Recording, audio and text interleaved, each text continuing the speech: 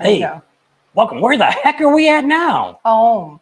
Home sweet home. Well, one of the homes, Arizona home. And we'll be going to Sturgis real soon. It'll be second home. So that'll be happening really soon. But either one really isn't home because we're never here. So we'll wait a few seconds for everybody to kind of come on. We got some exciting things to talk about tonight. One, we're going to talk about that Red River catastrophe that went on there at that bike rally. Okay. And we got the lapel mics on. We're going to see if that sounds better for you guys. Can hear us. We're actually going to change those new ones. Yeah, we're going to get some new ones. These didn't seem to work out as good as the road mics. Yeah. So you got some people coming on already. Well, I can only do so many. Well, that's your... Oh, I don't have any glasses either. What did you do with them? I didn't. Okay, so Richard said he was standing by. Greg's on, and he says, hello from Michigan. Slim Jim's on. There he is. And Rick LaBrage. Hey, you two. Greg says, the audio sounds great. That's good. And Gene Orton says, hey, guys, from Tim and Tracy. Hey, how you guys doing? So we'll give it a few seconds to talk about before we get started. So what we're going to talk about tonight is, one, we're going to talk a little bit about that Red River in New Mexico, the shooting. Actually, one of our subscribers that lives up there actually asked if we were coming down there. And we were like, no, we're heading home. And that was actually on Friday, I guess. And I got that. And kind of glad we didn't go. But we want to talk about, what kind of happened there, what's going on. We got some contacts with some of the different people there, got some insight. So we also got some stuff that I read off the internet we'll talk about. And then we'll talk about things that shouldn't be going on at motorcycle rallies anyway. Because anything like this that happens at an event, which we won't get into that because some of you may not even know what happened up there yet. So we'll talk about that. We've also got 2 new rallies we're going to this year. We've added to the books. One we've been to before, one we've not. Yep. So that's going to be coming up. And we'll talk a little bit about that. Right, been working on the garage. I'm going to talk about a little bit what I'm doing over there, what I've done since we've been home, because we actually got home here Friday evening, about 5 p.m. East Coast time. Because in Arizona, we have a lot of native Indians here that somehow they complained enough to where our time doesn't change. We're West Coast, not East Coast. So on the West Coast time. So we're out in California time right now, Oregon. Pacific time. Yep, Pacific time. We're on that. And then when the time switches back again, then we go back to regular mountain time. So we're kind of a weird time. It's tough for us to keep track of the time when we're trying to go back from here to Nevada. Because we're right on the corner of Arizona, Nevada, and California. Talk about that. Talk a little bit about the rallies we've been to, these last 3 that we've done, Daytona, Leesburg, actually 4, Panama City, and Myrtle Beach. So talk a little bit about that, what we think, what we see, what's going on. Are they looking at the clock? I don't know. There's black stuff. Is it all over on the screen, or? It's probably it's on our screen. I thought it was a big black. You should look there. You see it? No, I guess not. She's freaking out here. Oh, you got black dots on your nose too, but I'm guessing it's on the screen. I don't know. Anyway, so Greg and Gwen, where were you at in Oklahoma? We were in Oklahoma City, Oklahoma. They said that we wish we could all met up. We stayed at the Bass Pro Shop in Oklahoma City. Did a video on it. Downtown. We were there for live. You guys should have came to McDonald's and seen us. David Eastwood says, live from New York. It's Sunday Night Live. There you go. Live from Blood City. There's Ryder X. He's on too. Tomcat. Hey, how's everybody? Okay, so we got enough people on. So what happened actually last night, Saturday night, right? Saturday evening. So this is Sunday. It's hard to keep track of what days we are in. So Saturday evening, there was a shooting over at Red River Motorcycle Rally, and that's been going on for quite a few years. We've heard a little bit about the rally, not much about it. But basically what ended up happening, let me pull up all my statistics here because I don't want to. Still not right time. What? You said the Harley Davidson clock looks nice. I said, yeah, but it still doesn't keep time. Okay, so what they ended up saying is 3 people are dead and 5 are wounded, and they've been shipped around. All the people that were involved in the shooting have been arrested. One guy has already been charged with the shootings. I guess he did most of the shooting. Let me look and see what they actually gave out the names. So should let you do this because they're Mexican names. Deceased right now is 26-year-old Anthony Sylvia, Sil of Los Lunas, and 46-year-old Randy Sanchez of Albuquerque, and 46-year-old Damien. Barux That's a French name. Yeah. of Sakura. So they're all people from pretty much from Arizona, Nevada, New Mexico. Most of them are all from the New Mexico area. They are calling this a gang shooting. One person got arrested because they had cocaine. Another person got arrested because they had a gun and they were in an alcohol liquid establishment. They believe they have everybody. We talked to Mexi Philly came on my channel, and he said the rally was killed right after that. Right after that happened, they shut everything down, sent everybody home, closed the vendors down. Now, some people are saying it's still open. I don't know. Mexi Philly, Eli said that he talked to a bunch of people that were there, and they said they pulled the plug and it's all gone. So we're going to talk a little bit about this. And I've talked about this before, especially when we talk to the police and stuff like this. You know, it's right. We both have concealed carry permits, pretty much good anywhere but California, New York, and Illinois. Other than that, our permits are pretty much good anywhere we go. So we don't have a problem with the right to own a gun and the right to carry a gun. Now, a lot of states, for instance, like Arizona here, you can conceal carry and you don't need a permit. But there's a lot of other rules that you don't know about when you're carrying a gun. First of all, you cannot have any alcohol that you've consumed. And the second thing is you cannot go into a establishment that sells alcohol, even like a bowling alley that had alcohol. If a cop in there seen you had a gun and you were in there, your concealed carry permit isn't going to cover you, and neither will you if you are in a state that allows you to carry it. A lot more states I think there's 17 states now that allow concealed carry without a permit. And I'm not arguing that point either way. We have the permits, we took the classes, did all the stuff we had to do, and that's what we keep ours up with that.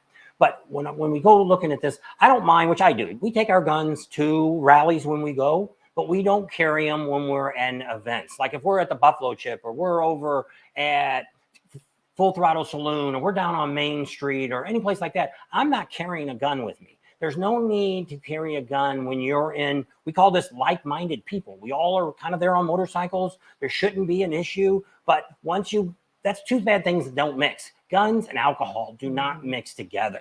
Now, we're here in several different 1% clubs that were there that were involved in the shootings. I don't know what the 1% clubs are. Somebody contacted us today that's actually over in that area and said, this is actually a 1% puts this on, kind of like the rally we have up in Reno. I don't know if it's the summer one or the fall one that the HA puts that on. So it's very well possible that it is. But once again, there's no reason to be carrying guns when you're out there in public. Now, granted, if you're out on a ride or something like that, you might want to carry a gun. Never know, darn grizzly bear might come attack you. Never know. Better shoot really quick because they got thick skin. But, you know, you never know what might happen where you might need protection when you're there. Or if you're going to Walmart or going downtown, or not downtown, but I mean, you're going out on the outskirts, not when you're with people of like mind. I think when you're down on a main street, Daytona, down on Main Street in Sturgis, right here at Red River, a lot of these places where there's a lot of people there, they're motorcycle people. There is no reason for you to be carrying a gun. You're just asking for trouble and trouble to be brought to you too. Now, this could change a lot of rallies that are going on. You know, there's rallies out there that don't want us anymore. Daytona's trying to get rid of it. Myrtle Beach is doing their best to get rid of it. And you don't realize, oh, well, Ormond Beach is doing this, but, you know, down Myrtle's Inlet, they're doing that. So there'll still be a rally. Not necessarily. If the governments get together and they pressure that other county and says, hey, you need to do this, you need to do this, you don't know what they might do. Also in Sturgis, like right now, what they said here, the police chief said anybody that was still there on Saturday night, it was zero tolerance. If you went 1 mile over the speed limit, if you didn't put your feet down, whatever the case may be, they were writing tickets and arresting people on the spot. And that's what they said. Now, who knows what will happen next year, if they'll have another rally there again, but you know it's going to get more stricter and more things. You see more and more, which we see. I'm not blaming it on 1%ers and I'm not blaming it on motorcycle clubs. I'm blaming it on people that shouldn't be carrying guns when you're drinking. And that's usually when you have problems like that. I'm not even saying, maybe the guy wasn't even drunk. One guy might have been on cocaine. Who knows what might have been. That don't mix either. But once again, there's no reason why on Main Street, I need to be carrying a gun. Now, you might be thinking, well, these guys got shot. Maybe we need to carry our guns all the time. Well, now we got everybody shooting each other. So it'll just be one picking off rain. But if we got it to where nobody carried guns on those big But Buffalo Chip has actually got the rule. I don't know how well they search everybody out, but it actually says there's no firearms permitted on the Buffalo Chip's property. And I don't know where that'll go, but one of the things that we've seen this year more than anything else is we're seeing the no colors, no cuts. None of that is allowed. This time was the first time I seen it at Suck Bag and Glow this year. They had the big signs right there in front, and I walked around and I didn't see any. And you know, HA is right behind there. Is their clubhouse is right back in there. So I was very shocked that they put that sign up. But yet, over the last couple of years, they've had some serious fights and stuff get down there. So that's one of the things that we just wanted to talk a little bit about today. About there's no need for you to bring a gun if you're down on Main Street, especially if you're drinking. If they catch you, and probably Sturgis and some of these other events we're going to, Milwaukee, some of these big events now are probably going to have zero tolerance. They're going to start looking. They see a bulge in your jacket and you've got a beer in your hand or you're coming out of a bar, you might be spending the evening in jail. And then by the time they give you the fine and everything else, you'll be wishing you left that bike, wishing that gun was in your bike, or you left it at your camper, or maybe you didn't even bring it on the trip. We've actually, when it comes down to it, we've never carried our guns out on any of the rides or anything that we've done. I feel the same thing. There's no reason. And if there's a problem with somebody in a car, I always figure there's another biker that's probably going to pull up right behind us soon and say, hey, you guys need some help. So once again, we're all pretty well, on that same page. If you see somebody in trouble, yeah, you're going to stop and help that person if you see a problem or something like that. So just something to think about. Maybe we can put it down here in the comments afterwards. You guys can kind of comment what you think about what I said. But this is getting to be more and more. And we've seen it at other rallies. We've seen the guys having their guns poking out of their side of their vest and stuff like that. And it's like, I don't know. What are you trying to prove? We know you're in a club. We know you might be a 1%er, whatever it is. A lot of the 1%ers that we know, they may have a gun, but that's nowhere that I can see. I've never seen one noticeable. Because the idea of having a concealed weapon that's why most states have done this. The reason they want to have concealed weapon is, like this state used to have, you could carry it on your hip. Well, the reason for a concealed weapon is you're not going to offend everybody else. You're not going to scare other people. Like Art, my buddy Art carries a gun pretty much 24 hours a day, other than when he's at work. So he carries he wears a t-shirt, and then he's got a big shirt over it to where you can never even see he's got a gun. Most of the time I said, dude, you got your gun on? Shh. Of course I do. But that's what it is. It's concealed. The idea is you don't want somebody to see your gun unless you have to. So any big comments on that? They were saying, why can't we all get along? And, we all should get along, and stupid people should be put in one place and left to go. They should have a stupid rally. Or maybe a rally for people that want to carry guns and shoot each other. Somebody else asked where we stay in Panama City, and this year we stayed in the vendor lot. Yeah, at the vendor lot at Frank Brown's Park. Previous years we stayed at Raccoon River, but their prices went sky high too. Well, here's what's happened with us on rallies. We've made this decision because of money. And we love to go to rallies. We love to cover rallies, but this is costing us way too much. We spent a lot of money. We've spent. What are you pointing at now? They said, I like the motorcycle on your mantle. Looks good. Yeah. She got it somewhere a long time ago. At Pier 1. And so, I forgot where it was at. Panama City, money, going to rallies. So that's what we've decided now is if we can't get comp to place, or if we can't get somebody to sponsor us, or if we just can't have one of our great subscribers put us up, which we have that too happen. We actually have a guy that doesn't even watch us, but he knows us because he doesn't believe in the internet, doesn't have a phone, doesn't have anything. So doesn't have a computer. He just knows us when we come and talk to him, but he lets us stay in Daytona with him.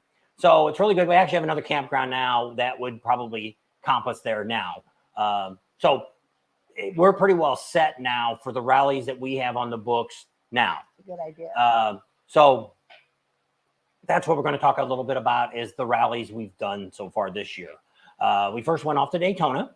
And what do you think about the crowd in Daytona? It was not as busy as it had been in the past, I don't think. There was a couple days that were really busy and a few days it was dead. So when you looked at that, that's what we noticed is actually the Thursday before the rally, if you were down at it's not Bruce Rossmeyer's anymore, it's Teddy Morris's Destination Daytona, it was so crowded you couldn't even move that Thursday. And they weren't even selling beer that day. Yeah, They didn't have their liquor license open. They were sorry about that, I bet. But I mean, it was insane. Friday and Saturday, both days were insane everywhere. Now, you can't count Main Street. Main Street is an exception to the rule. It's busy all the time. what we're talking about when you're out and about and looking at some of these different places that we're riding the bike to, you know, we're hitting 5 or 6 different places almost every day. So we're seeing a lot of different things. What we noticed really was starting on Sunday afternoon, it started getting to where things weren't too crowded. You know, Monday, Tuesday, Wednesday, it was like, ooh, where's everybody at? And then all of a sudden, here come Thursday, here they all come back again. And then when Saturday was there, it was pretty crowded again. So I think that's what happened on this rally. Is we had 2 spurts. People are coming the first weekend, coming the second weekend. Kind of like Ohio Bike Week. There's a few people here from Ohio Bike Week that's on. Yep. And they say that's a weekend rally, 2 weekends. It's over 10 days, but the 2 weekends are the busiest. During the week, there's not a whole lot going on. Which is sad. And that's kind of how Daytona was this year. Well, it hadn't been like that before, it didn't seem like. Now, the difference with what we do is we're not drinking.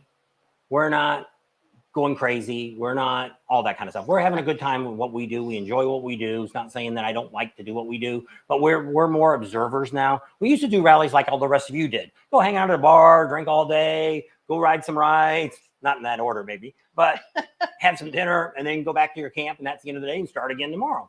Well, we don't do that anymore. We now run around all these places to get you guys great information. So we really observe what we see. And a lot of people argue with me on this. You know, I'm saying even last year it rained. We had all that rain the last 3 days. We still had more people there last year than we did this year. And I'm saying maybe it's because there's no stimulus money. Maybe people didn't have to pay on their credit cards or their house payment. Now everything's expensive. You know, nothing's cheap. So that could be a reason why we're seeing this. Okay, so that's kind of, I'm saying if there was 30,000 people in Daytona this year, it was a miracle. And we also talked to the city, which we haven't done our video yet. The city is not putting out any numbers. So what's that tell you? Maybe they've been listening to us telling them they've been exaggerating the numbers for years. Next places, we stopped over in Leesburg. Leesburg was nice. It was a really nice rally, but I think a lot of people didn't come because they were predicting rain almost every single day. And we did have one windy night and it was actually, I think it was the day before the downtown opened on Thursday. I think it was Thursday, Friday. So Wednesday, the dealership opens. Thursday, they open. Okay. That Thursday, must be Wednesday night, everybody's tent kind of blew away. A couple of people had damages, a lot of things like that. But nothing really, it never really was bad. We really didn't get any rain during the rally. Sprinkled once, not enough to say anything about. Yeah. But if you didn't come to Leesburg, you've missed out. And that is really a great rally. And we're going to talk about that later on. We're actually going to be working with the Professional Monkey at Windy Acres next year. And we're going to be doing a bunch of fun stuff together for you guys to be involved in. So you might be thinking about that and put that down on your list for Leesburg. But overall, I was pretty happy with Leesburg. This is the first time we've been there where Main Street was completely open for the whole time. So we weren't there in 2019. We went in 2020. And they're only going to have one a year now. Don't let people think they're going to have a fall rally too. No, they have a spring rally and that's it. The city was doing stupid stuff. Spring rally only. So the next thing we're going to talk about is where we go after that. Panama City. Yep. So Panama Thunder Beach rally. Yep. I like over Daytona and Panama City. Panama City is more of a beach town. You might, well, they're both on beaches. Yeah, no. It's like Myrtle Beach. Daytona, you really can't hardly get to the beach. You got that seawall all along the highway. You can't you can't even see, which I'm imagining that's a break for the waves and stuff. It gets bad weather. So I'm assuming that. But then people own whatever they own. They own the dock or they own the bridge to walk over or whatever. You can't get on it. So it's just crazy stuff that you really can't. You got to go to you have to go up to Ponce. Is it Ponce de Leon? You go up there. There's a beach up there. There's a couple other places you can pull in. A lot of them this year were closed. Towards the end of the rally, they kind of opened some more of the beaches. But overall, beachy wise, I mean, you can't really sit on a deck and have a drink and watch the water and stuff. You can go out to Ponce de Leon. We go to that. What's the name of that place in Ponce de Leon? To eat? Yeah. Hidden Treasures. They had nice dock there, but I mean, it's a nice place to sit, but it's not really. But it's on the inlet side. It's not on the ocean side. Yeah, and it's not really, when the tide goes down, it's kind of neat to watch the boats get stuck out there. No, it's not. Not very fun. Somebody asked a question. I forget what it was now. I'll keep looking. So overall, Panama City, I kind of like Panama City. Another thing to talk about is Miss Newbies is getting to be more and more of a motorcycle club. atmosphere there. We noticed it a lot last year when we went there on a Saturday night. It was like 90% against, and especially with cameras, a lot of them get phobia when they see us with a camera. So we kind of stayed away from there. We went over there just for one afternoon and kind of checked out the vendors and stuff, but we kind of stayed away from that. We heard there was 3 or 4 fights that broke out, but nobody got stabbed like they did the year before. Nobody got shot. So that was good there. Good thing. But overall, we went to Hammerhead Fred's and we seen the bikini contest. That was really good. Got a great band there. Yep. Wild. Frank Brown had like 140 vendors. It was, wow, it was very impressive for vendors. A lot of really great little bars to go to, a lot of great places to eat at. That's one of the things I like about Panama City too. There's a lot of really good places to eat. If you like fresh fish, you go to Anderson's. Best fresh fish you can buy. Came in right that night. They're out fishing, and when they opened at 4 o'clock, they're cooking the fresh stuff they caught all day. So kind of a neat place to check. So overall, Panama City, I think, was down a little bit too from what we have seen because the traffic wasn't near as bad as it has been. Had been 2 years ago. It was nasty there. It was hours to get to the dealership for 3 miles. So this year, I think it was down 2. A mile. Yeah, 1 mile took us an hour to do it 2 years ago. So overall, I feel it was down 2. So the last thing we do is Myrtle Beach. Myrtle Beach was way down on numbers, way down. It was scary, scary. First weekend, it was just basically locals were there. Now, there was a lot of things. Now, I don't know if it's true. I couldn't find anybody to say this. I seen it on the Facebook page. Somebody was posting that all the hotels along the water were charging $400 a night during the weekends. Now, I don't know if it's true or not. Almost everybody I talked to is either had an Airbnb or they had a bed and breakfast or they rented a house or whatever they did. Seems to be that's the going way to start going.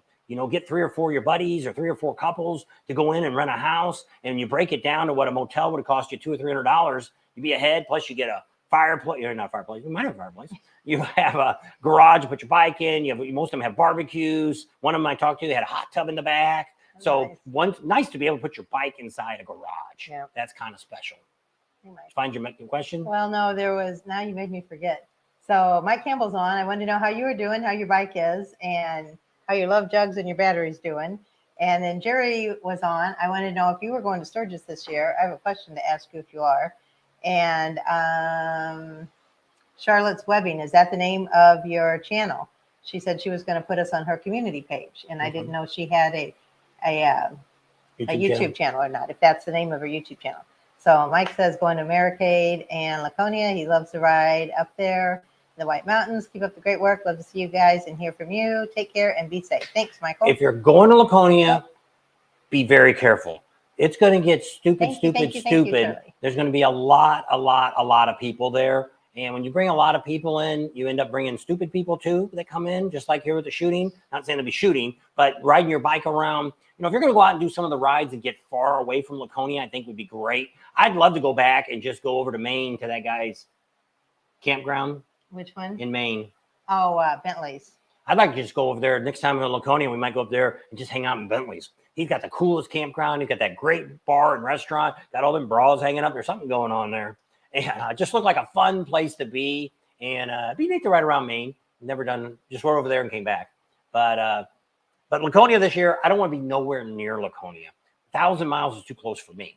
To me, it's going to be like going to the 75th in Sturgis. And you might go, no, it's never going to be like that. No, you take a little bitty town like that and you put a ton of people in there. Let's say normally there's 20,000, 30,000 people show up. We'll probably see 50, 60,000 people there. Well, first of all, they're not even equipped to handle that kind of crowd. There's not even that many places to stay. I don't know where these people are going to just throw a blanket on the ground and sleep on the ground. I don't know where they're all going to stay. But it's just going to be, I talked to a guy the other day in Myrtle, and he's like, I think I'm going to cancel my reservation. Because he was 30 minutes away from town. I said, it took us an hour last year from the top of the hill, from the dealership, the other opposite hill. So at the top, come down to Weir Beach and go up the hill to the dealership was 45-minute ride. It was coast.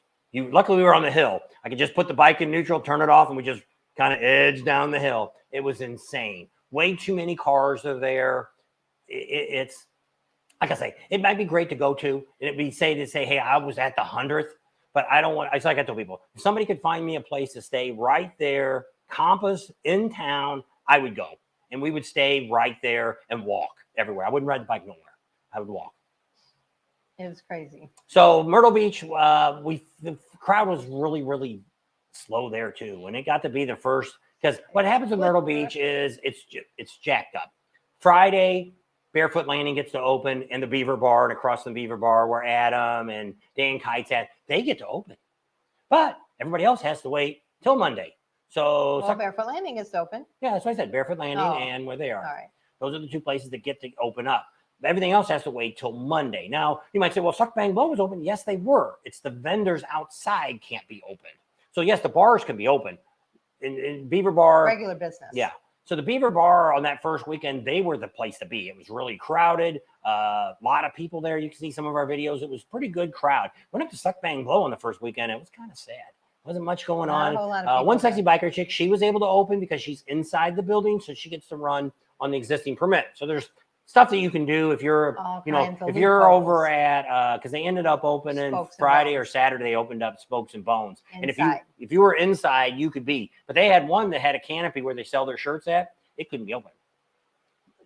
It's in a building, but I mean, it's a carport, I guess. I don't know what it is. But they couldn't be open there. So we didn't get to spend as much time at Suck Bang Blow, not Suck Bang, at Spokes and Bones that I would have liked to have. I liked that place. I loved it sitting out back. We went over there a couple of times. They had pretty good crowds over there the whole time. The last weekend, Friday, the last Friday was insane. By 2 p.m., Myrtle's Inlet had no motorcycle parking. You had to ride until you could find somebody pulled out. Even the church there that rents out the spots, they wouldn't take any more bikes in. It was insane. I've never seen, not at 2 o'clock in the afternoon, I've never seen that much bikes down there at one time. Now, the scary thing was when we got up on Saturday morning, it was like it was Sunday morning. I never seen so many trailers and bikes loaded up, and they were leaving. But they were predicting rain for Sunday morning. So I don't know if a lot of people thought, we're done, let's get out of here while the getting's good before the rain hits. I don't know. We went over to Rat Hole. I've never been real impressed with Rat Hole. Problem is they drag everything out. We went over there once. One time we stopped in to kind of see what was going on. And there was a handful of bikes there, people. They were doing some of the barrel races and stuff. And we haven't shown you that yet.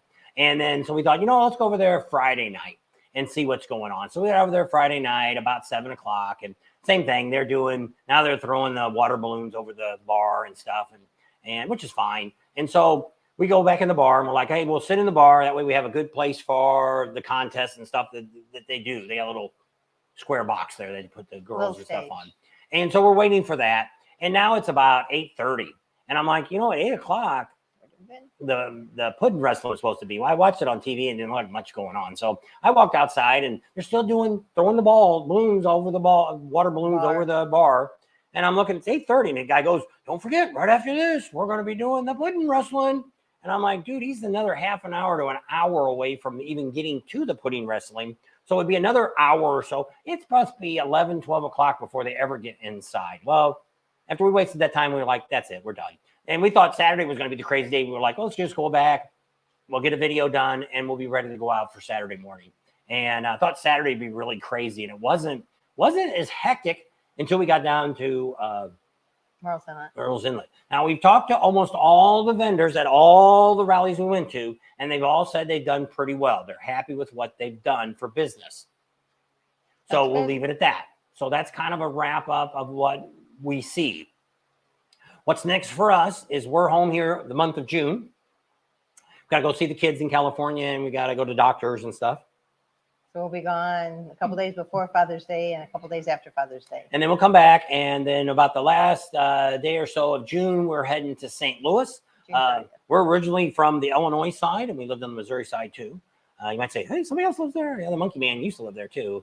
And he never really told me exactly where he lived. No, he did, out in Ferguson. Remember, so that's where his dad lived.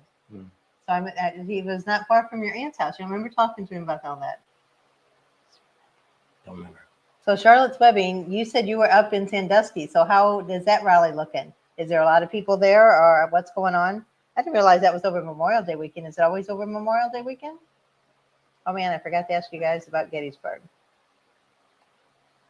What about it? We're not going.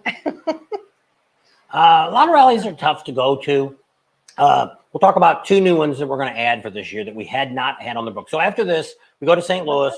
We'll be there till like the 12th or 13th, and then we head to Milwaukee to the 120th. We've never been to Milwaukee during a rally. So we want to go up there because actually when I go looking for this, I can't find anybody that's really done any videos on it, which is kind of scary. Everybody's done the museum, but you don't see anything about the anniversaries, which is kind of shocking. So we're going to have a bunch of stuff for you guys, but when we're up there, we're only going to do a lives. We're not going to do anything. Film a lot, but we're not going to post it. Because we're only there we get there Wednesday at 4:00 and we're leaving Sunday morning. So we've got very few days to hit a bunch of places. And we're supposed to be, hopefully we'll have some great interviews for you guys after we get done. If we get into those interviews, we'll let you know who they are with. And we've sent our emails to the important people. We're waiting for a response. So Stephen, what happened? He says he doesn't care if he ever sees another motorcycle. He's got an angry face. Did he not get his bike? I don't know. I asked him when he was going to get it, and he was supposed to get it in the next few days. I know you're not going to. I was saying that if the vendors were pulling out of that rally. Oh, yeah, we never did talk about that. I'll have to call you. Yeah. So a lot of these rallies, up in Milwaukee. You've got. So what you have to do is, a lot of you aren't on it.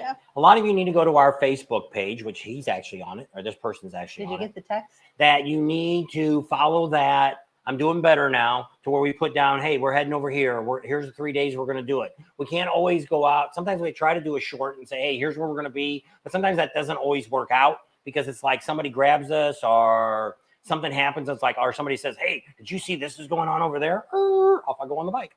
So that definitely can happen. So, but try to follow us on Facebook during these rallies, and we'll do the best I can to keep you updated there. If we got a good internet, we'll do a short and let you know where we're at. But I don't want to get a ton of shorts because it might get confusing, wondering, because on Facebook, well, I guess they both tell you the time, but it's a little harder on YouTube to see the time than it is on Facebook. You can see, hey, it was done 20 minutes ago, it was done an hour ago, or whatever. Or we could say the time if we do a short and say we're heading here and say it's this time, this day. So, but I know a lot of you aren't always looking at social media while you're out there, but we've got definitely going to hit the Wisconsin Harley dealer. That's going to be the main stop we'll do. Sometime we're getting on and we're working on the museum. We're working on getting a behind the scenes tour. I just don't know if we'll get one during the rally or not, but that'll take 2.5 hours. That'll eat up some of our time if we go do that.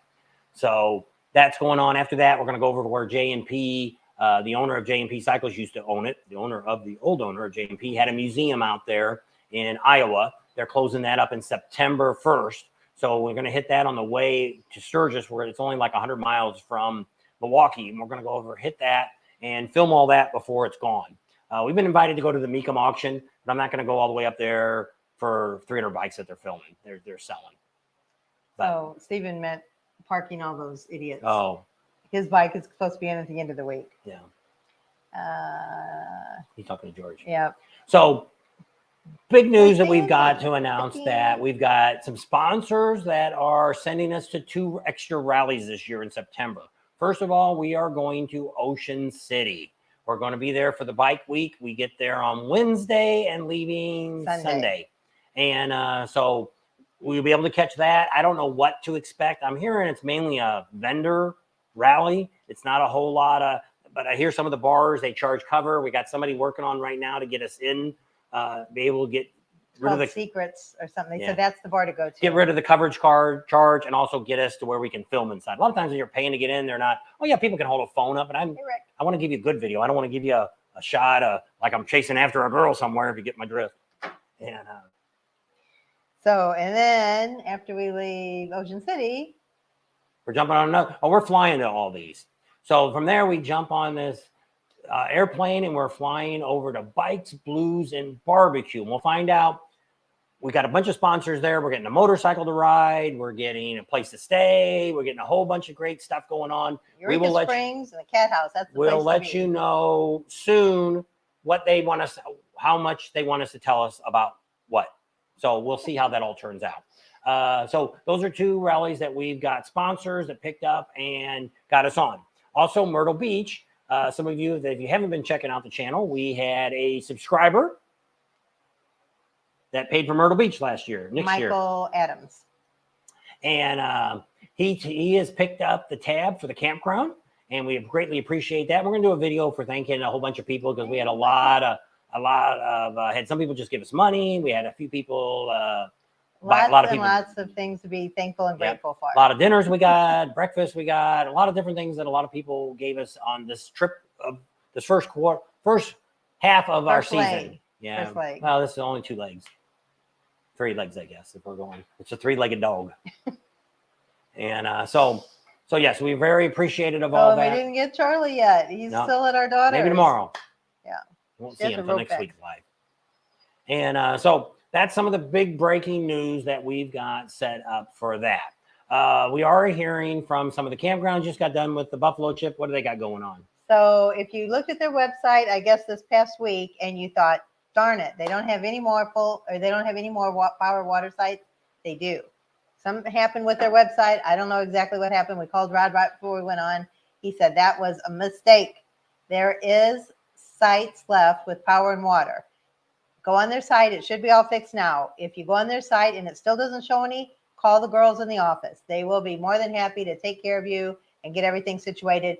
And call them, because they don't know that the site's down unless you call them and tell them. Well, if you just say, hey, it's sold out, maybe pick the phone up and just say, are you really sold out? Are you really sold out? Because you never know. Sometimes, just like if you're looking for a cabin, there is people that cancel events. You know, they hey, we don't want to, we can't go. Now, some of the campgrounds don't do that, but some of them might take a list and say, hey, you know, we got this cabin that's available. We know that Pappy Hoyle still has hookups over there still. Michael Ballard was just on saying that he's got cabins left. I don't know if Pappy Hoyle does. Everybody has 10 spots. Now, the Buffalo Chip, which is kind of on the outside of the gate, they've got a whole field over there that's dry camping, which isn't a bad deal. If somebody's got, I think it's 50 by, they're really big spots. Remember how big those spots were out there? 50 by 30 or 50 by 25? They're pretty big spots. But I mean, if you were somebody with a tent, got a bunch of guys going, that might be the best place to get you a spot where you know you've got your own spot. Now you're out in the sun, but we just got done talking to somebody this last weekend about that, when people all complain that, oh, I got no place but my tent, I don't want to be in the sun, or I got a trailer, I don't want to be in the sun. You know, he said the same thing I did. You know, if you're still in the trailer or your tent when the sun comes up, you probably shouldn't have came to a rally, because you should be up already, crack of dawn, should be up, getting ready on your bike, go for some rides, have some good times, and spend all day. And it should be dark by the time you come back to your tent, and by then it should be cooled off. So David, let us know what you think about Ohio Bike Week. We almost considered it last year, but then a lot of vendors say it's only 2 weekend rallies. Well, we did the Patriot Ride last year, Memorial Day weekend. Oh no, it's on the way back, I guess. Yeah, they said it's in next week, but everybody's up there. No, they're all in. Larry's up there. They're in Americade. No, they're in Ohio Bike Week right now. Americade is next. I don't know. Yeah, last year we did Ride to Remember. Used to be Rolling Thunder. So we did that, and that's Memorial Day weekend. So we did that then. So Tom, if we don't have your information, email us your phone number, and we'll switch numbers, and we'll definitely try to meet up with you in Sturgis. Charlotte said she shared us with her people. Then the rally on Route 46, Youngstown, the following weekend. Okay. Now there's a couple out there up in Pennsylvania. One is, I think, the Johnstown, and one's Valley in the Thunder. They're all early summer, I guess. And we've never... A lot of these rallies that are really small, short, 2-3 days, it's not worth us traveling across the United States.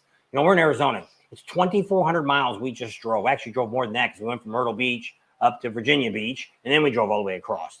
So a lot of miles, a lot of gas, just a lot of wear and tear traveling. That to me is more than working the rally, just driving all that time, not getting a good sleep every night. Driving, so.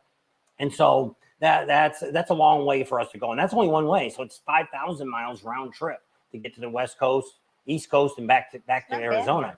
So 97. That's kind of where we look at on a lot of these rallies. Just like we were actually looking at Ocean City. Well, what we were thinking about originally was we were going to get a motel. We were going to fly out there. We were going to rent a car. And we're like, geez, we're going to spend $3,000 before we even get there. And we're never going to make that kind of money. And it's not worth it. I just don't think it's going to bring us good content. The reason I want to go is just because people always say this to us, just like Laconia. Go to Laconia. Go to your Laconia. Laconia was really nice. It was a really nice rally, but it's a local rally. It's not really a rally that's, we really only have 2 rallies in the United States to drag people across the United States, and that's Sturgis and Daytona. The rest of the rallies are pretty much what you call a 300 or 500 mile club that bring people from around that. Now, some of them are trying to get bigger. Bikes, Blues, and Barbecue is another one that's trying to get up there. A lot of the ones in the Midwest actually are pretty decent rallies because you get better riding. You're over here on the East Coast, even in Laconia. There ain't no really good riding in Laconia. There ain't no really good ride in Daytona, Panama City, Leesburg, Myrtle Beach. None of them, Ocean City, none of them have any decent riding. Yes, you just want to get on your bike and ride around? Yes. But to go out and have an adventure ride? No. But once you start getting more like the one which I would have liked to have gone, but they did have a lot of rain this time, is the Tennessee Motorcycle Music Revival. They've been really working on that. And this year they had a lot of stuff going on, and they have some great riding right around there. And they go out on rides every day and take people, and it's free. And I would have liked to have gone this year, but it was the last weekend of Myrtle Beach, and we knew that was going to be the big week.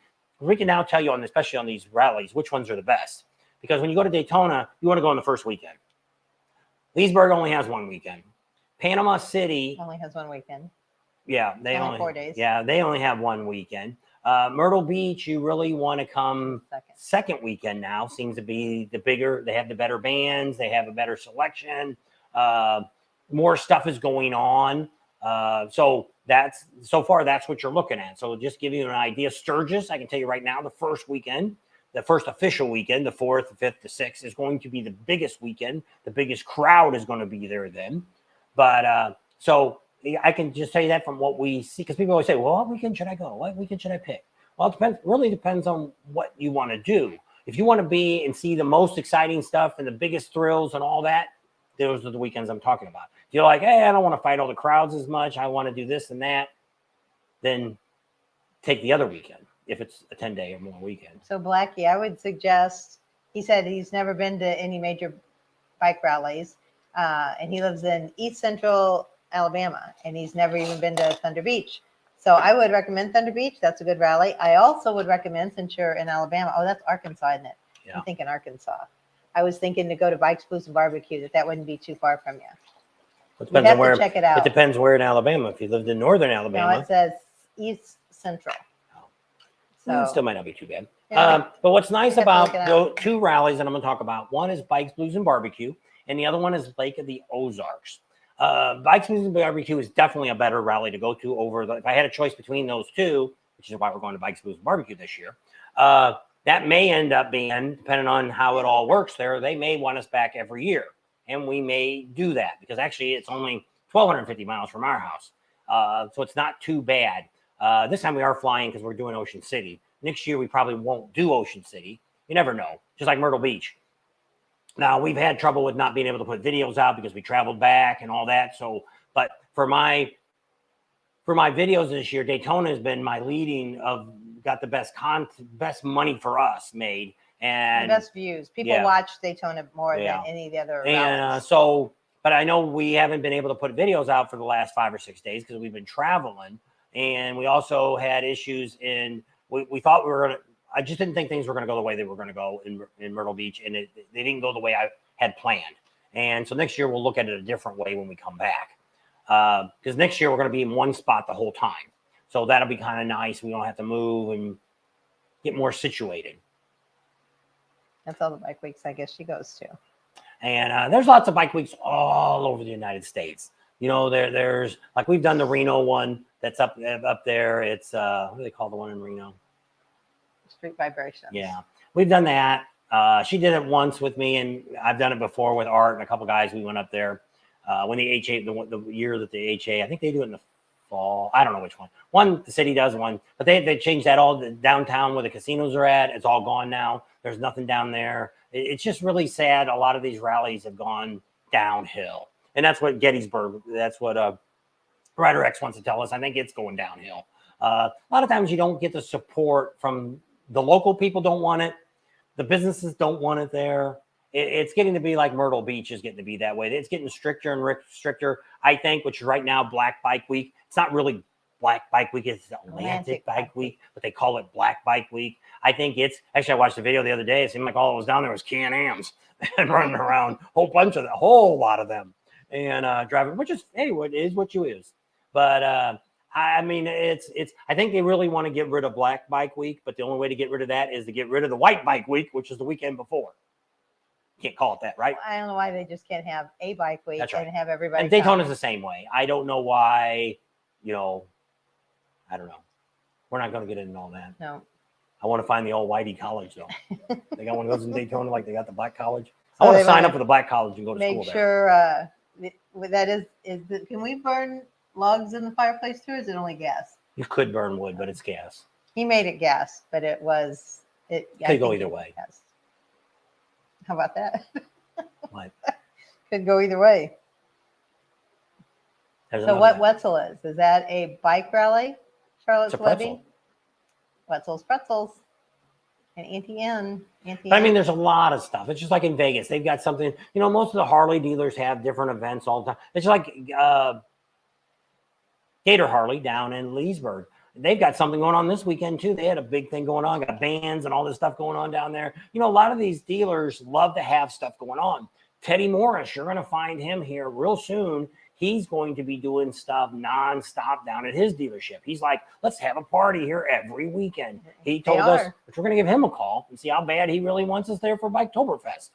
And if he wants to make it happen, we'll come down there. But that'd be the only rally we do because it's only 4 days. But we would be more than happy to go down there if he wants to take care of us in all the ways. And because he says he wants to make Biketoberfest as big as Daytona Bike Week. And that guy's got the money to do it. So we'll see what happens. But we'll help him if you'd like our help. So are you talking about Little Sturgis? Because they said Sturgis is a mini Wetzel. I don't know. What state is it in? She was saying Chillicothe. I've heard of that. Chillicothe. Oh, there it is. Where is it at? No. Chillicothe? Is that the one in Illinois? I was thinking. Oh, here. Sturgis, Wetzel, Chillicothe, Ohio Bike Week here. I don't know. So they must be talking Little Sturgis. So most of the time with a lot of these rallies, it's like the other what's the hog one in Illinois? Hog Rocks. That it's pretty much like Glencoe. Well, if we started running around with cameras and these people are all nude, they're going to get pretty excited, not in a good way. So we really don't. We're out of that. We don't run around campgrounds anymore naked or anything like that. You missed it. You missed it about 30 years ago. You run around naked still? Giving out some secrets? Somebody is. I said, we're not doing any of that stuff anymore. Somebody want to know if she's going to be in the wet t-shirt contest. You missed that too, years ago. Many moons. They should have a bike week because there's a mix of nationalities at regular bike week. So therefore, there isn't a need, in my opinion. That's right. I said the same thing. Everybody likes one. We actually had somebody contacted us that wanted to know if it was okay. This one person is black. They wanted to know if they could come to Sturgis or not. And I'm like, why couldn't you? There's not a lot of black people there, but there's some. And it's a lot of white people. But there's a lot of other people. I see Chinese. I see Russians. I see an Iranian last year we met.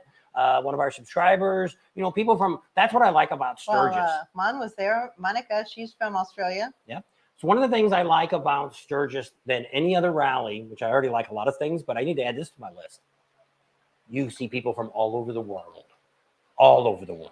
Russians, everybody comes to Sturgis. And I like that. It's fun to meet people that aren't from this country. And it really puts you in perspective of what America really is. Because when you, just like the Iranian that we met last year, he says, oh, your country's so beautiful. I would just love to live here, but I only got the visa for 30 days. Yeah, whatever he got. And he's like, I just love it. I want to, we met a taxi. Where was the taxi driver? Was that in Vegas?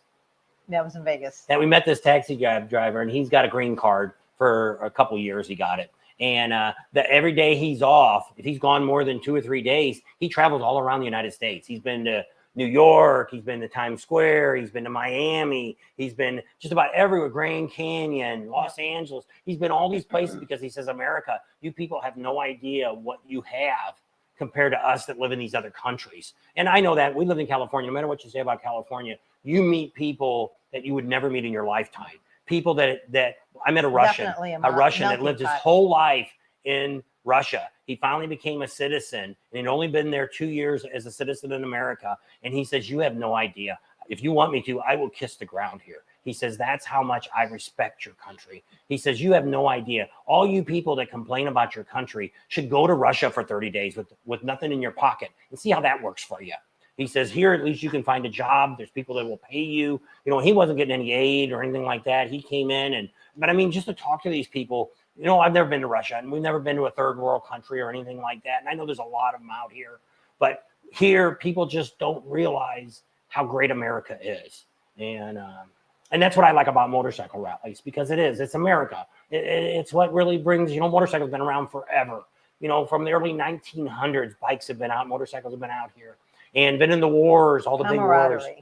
And you meet people that are like-minded. Now, there's always exceptions. You always get some butthole that comes into town, thinks he's all this and that. But most of the people you're going to see this year, especially when we stay at Sturgis, at the Buffalo Chip, you can't believe we got a little bit of that 2 years ago. How many people have been coming for 20, 30, 40 years staying at the Buffalo Chip and never leave? They meet people, they have a big group. And I'm like, oh, you guys all together? And I'm like, yeah. Where are you guys all from? We're all from all over the United States. And I'm like, well, how do you link you together? And they're like, we met here. And we meet here every year. That's our party. And I'm like, that's so great. And when people say Sturgis is not what it used to be, you don't know where you're not going in the right place. And if you're only coming for the bands and the music, you're coming to the wrong thing too. You know, motorcycles, it's all about the riding. That's first thing. It's all about the people that you meet. And you get to, you meet some really great people, which we have. We met a lot of you people that we would have never met if we didn't have a YouTube channel, because we don't have the reach. When you go out, when you come out as a participant in a rally, you're only limited to the people that you bump into. And it just kind of depends on because of the brave. It depends on the campground. Now, see, we're always the opposite. We're kind of doing the same thing now that I did when we used to just go to rallies on our own. We get up in the morning, we do stuff all day long, and we come back late at night. So we never really spent time in the campground. So we're not campground people. We're not, which we will be this time for the Buffalo Chip, but typically we're gone nonstop. He used to work at a gas company, so he would go to people's houses, and he met a lot of people. That's how. He said, how do you know they were Russians when you're just walking around? That's how. I was a customer service guy, and so I went to people's houses all the time, businesses.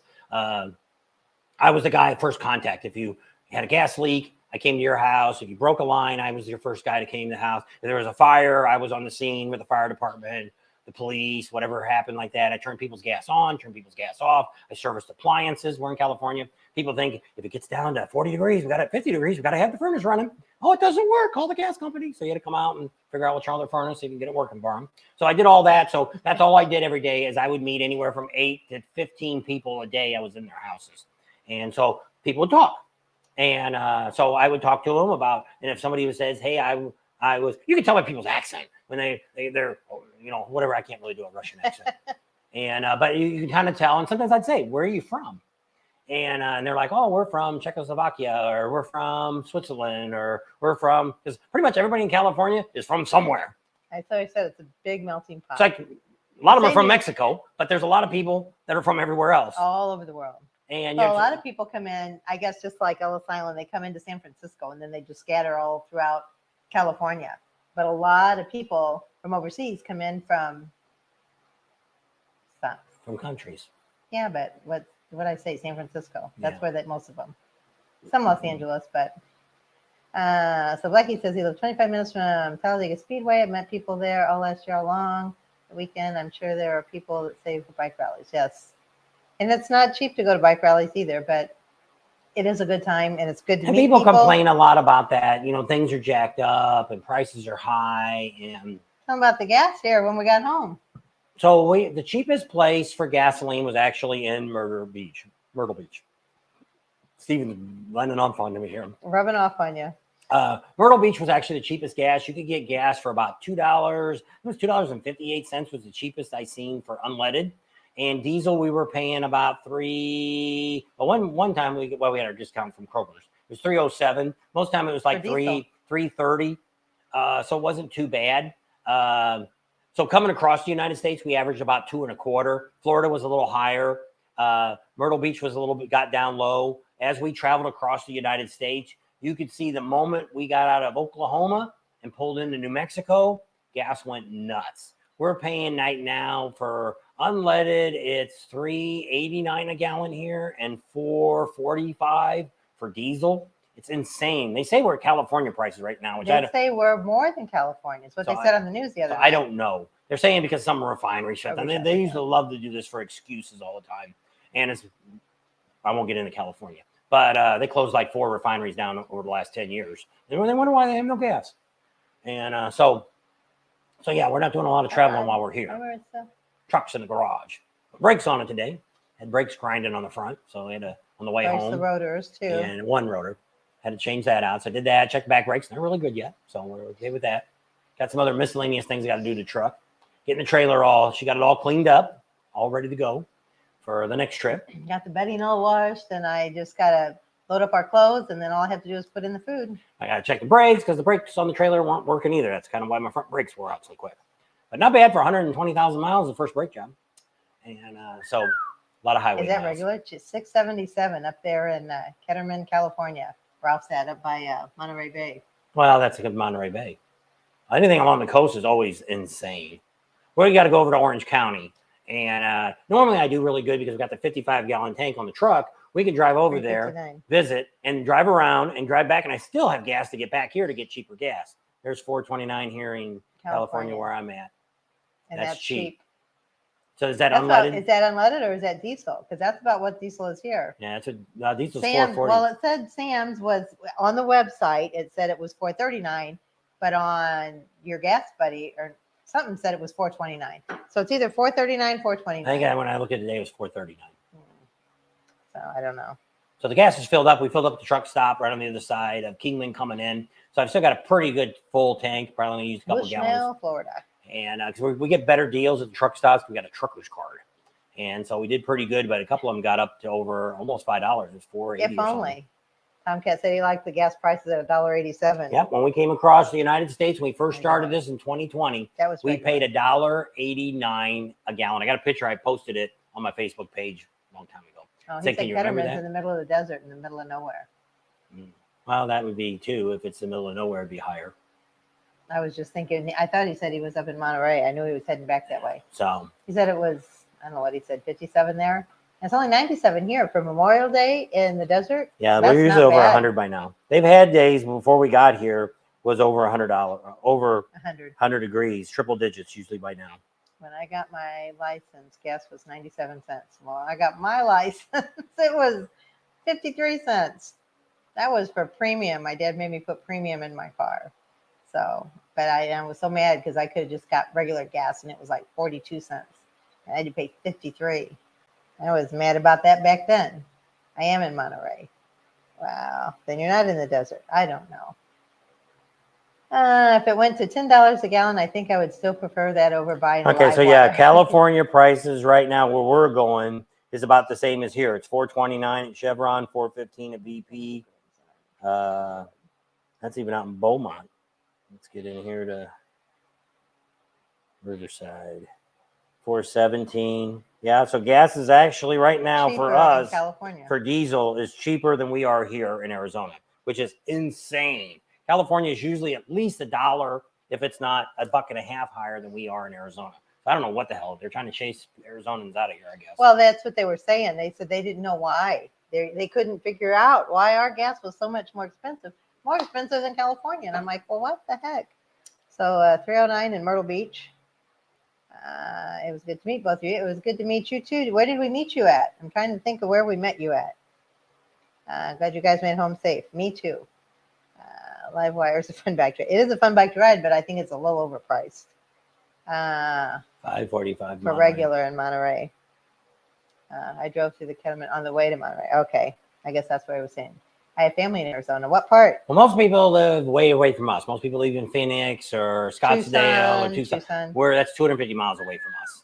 That we're over on the west side. We're right on the corner of Arizona, Nevada, and California. we can actually drive about 10 miles and be within all 3 of those states. Within 20 minutes. Ain't nothing there, but we can be on all 3 of those corners.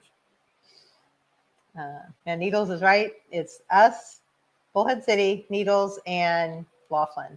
Yeah. We're all right there. And then in California, I guess there's no town there. Needles. Oh, yeah. I said Needles, Laughlin, and Bullhead. So all 3 are within 20 minutes. 1098 for 87. Where the heck are you at? You must be overseas. He's the one in Alabama. No, Alabama can't be that high. That sounds like overseas prices. He said he was the one that was Australia. the East Central Alabama. He's the one that said he doesn't get to go to 298, not 1098. Oh, okay. He was probably that sounds a talking. lot better. That's what I say. Man, you got to get out of that town. They're screwing you there. It must be Barney 5 and Goober down there. Got the one pump. Rhubarb pie in the oven. Stop to pick up some today. Right. Oh my goodness, you're killing me. That's her favorite pie. She had it someplace. We stopped someplace and they had it. Was it in Sturgis? We went up in October. Someplace we went and they had rhubarb pie. Yeah, it might have been. I don't know. But yeah, and Har 27.99, 29.77. I don't know. They brought me rhubarb strawberry pie last year to Sturgis, and he said they'd bring me another one. So we'll see. I was going through Ohio Bike Week videos. I stayed on because your lives are too cool and relax me.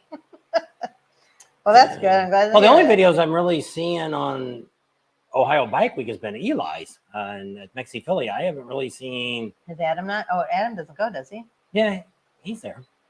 He goes to Ohio Bike Week, I'm pretty sure. Good morning, YouTube. I don't know. I He may think not. He quit. I think he quit going. Yeah, I think he did too because they have. I don't remember where their next one was at. They had all kinds of problems too. My favorite and wanted to share some joy. Thanks. You'll have to do some smell-o-vision there so I can smell it. $1.66 for a liter. How many liters are in a? Is it 4 liters in a? I don't know. That's close to $7 a gallon. How many Our liters gallon is quart in a bigger gallon? than U.S. gallon. So it's 3.78. So you take 3.78 times $1.66. Somebody else have it before you do. You still haven't got it open yet. 3.78 times 1.66. 627. Well, that and also the Canadian dollar isn't worth that much, so it's actually for you it would probably even be higher. Which is really weird about our country, how we have all this debt and all this stuff like that, but our dollar's still worth so much. I don't know. I don't get it either.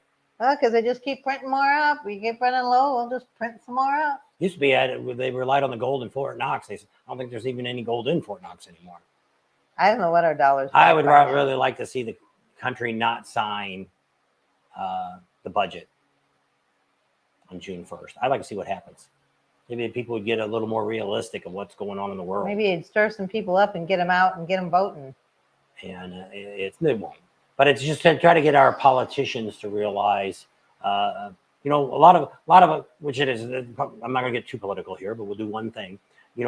What job in the United States senator makes $176,000, and in 5 years they're multimillionaires? How does that work? I ain't figured that one out yet. Didn't work for us. Yeah, I've never been able to have one job and still make 100 times more in another job, 10 times more. I know. Sounds good. It was 85 at midnight in Vegas. I had to run my generator and AC all day and night. Is that just yesterday? No, he's in California now. No. But I said 97 here. Even it's getting cool at night. It's in the high 60s. It usually doesn't get cool. Yeah, it was pretty nice this morning when I got up. It was like 71 when I got up around 6. Yeah, I don't know. My granny always grew it, so that's why rhubarb pie was my favorite. Everyone needs to vote. We can. It's never going to happen. I was president of a very large union in California, and it's exactly the same way. Only 33% of the people voted for their raises, their pensions. Now they don't even have a pension anymore where I worked at. They got a cash balance deal. But I mean, people wouldn't vote. And so the company's like, well, if they're not voting, then too bad. And so it's like, and that's people get too much stuff to do, Gotta go, gotta do this, gotta do that. And it's like, dude, you got early voting, and now they're telling everybody they should early vote. So they already have that big count before. Pretty soon you can just vote all year round, I guess. I don't know. I don't know. Yeah, I was like, I don't know when that started, where you could vote a week before. I know they always had mail-in ballots for people that either weren't going to be in town or whatever. But now it's like, the polling places are open 2 weeks before and 2 weeks after the date. I mean, it was like November 11th or whatever that second Tuesday was in November. That was the one day you voted, and that was it. End of story. So Rhetoric should be out here. No rain. Sunny. He says it's been a lousy weekend. Windy. Rainy. You're in the wrong part of the country. We're sunny and nice. Yeah. Actually, I filmed some on my. There was a whole group when I went to get the brake parts. I was at the light down there at Target, and must have been 50 to 75 bikes rolled through. It took me about halfway before I got my phone on to record the bikes. I don't know where they were riding to. They had bags and stuff, so they were traveling. A lot of people. This is a great weekend to be going out on a trip. Larry, the guy that does the Bullhead River run here, he's going tonight, I guess. They were going down to Yuma and stay all night and come back tomorrow. Yes, I am. But I'm back home. Miss my Charlie dog, though. Still don't have him. Tomorrow. But. Did she call you back? No, she does not. I don't know. She's not talking to me. I texted her early this morning, and I don't know if she wrote back from that. Yes, I'm glad I'm home. It's nice. Got to go to church, my own church this morning. It was nice. I'm a huge voter and go to weekly council meetings. That's good. Yeah. Should be involved. I wish we were more involved than what we are. Vote yes. Well, we tried here when they had all the problems with the election and stuff. She tried to get a hold of the election pool down here and stuff and said, hey, I'll be happy to come in and do canvassing or whatever you want to do. We'll call you back. Never did call her. So it's I called every day for like 2 weeks straight. We haven't figured out yet what we're going to do, but we'll let you know. We'll let you know. Never did. Nobody ever called. Sad. Then you find out some of these people. We had a girl that ran here, I guess it was in 2020, that she was going to want to be senator, and she was the first woman fighter jet pilot, and she actually went to the Supreme Court and got the flight jackets, the suits that they wore. They made them wear men's, so they were real baggy. They were hard to move. She went to Congress, and they wouldn't do nothing. She went to the Supreme Court, and they changed the law to where they had to start making the women. Now there's a lot more women involved in fighter jet, but she went and fought for that. And we're like, why didn't you tell that? Also, we had McCain had died, and she was appointed the senator for our area. Represent him. She had never missed one session of Congress, and there wasn't a vote for the year that she was in office. Never missed a vote, never missed a session of Congress. And I'm like, why didn't you say that? You're probably the only senator in the world that actually been to every Senate meeting and every vote. You never missed one. And I'm like, it's so sad that and it's that people don't get. Well, it's just like that. I didn't know that DeSantis was a JAG lawyer. Yeah, I know. I heard that too. Never heard that before. They were talking about it the other day on a news show that he was. I'm like, wow, really? Because people are saying JAG officer he was. They said he couldn't probably deal with all the problems of the country. Well, if you were a JAG officer, you probably dealt with a lot of crap in the service. So yeah, so I wouldn't think he'd have. But we're not talking politics. No, move on. So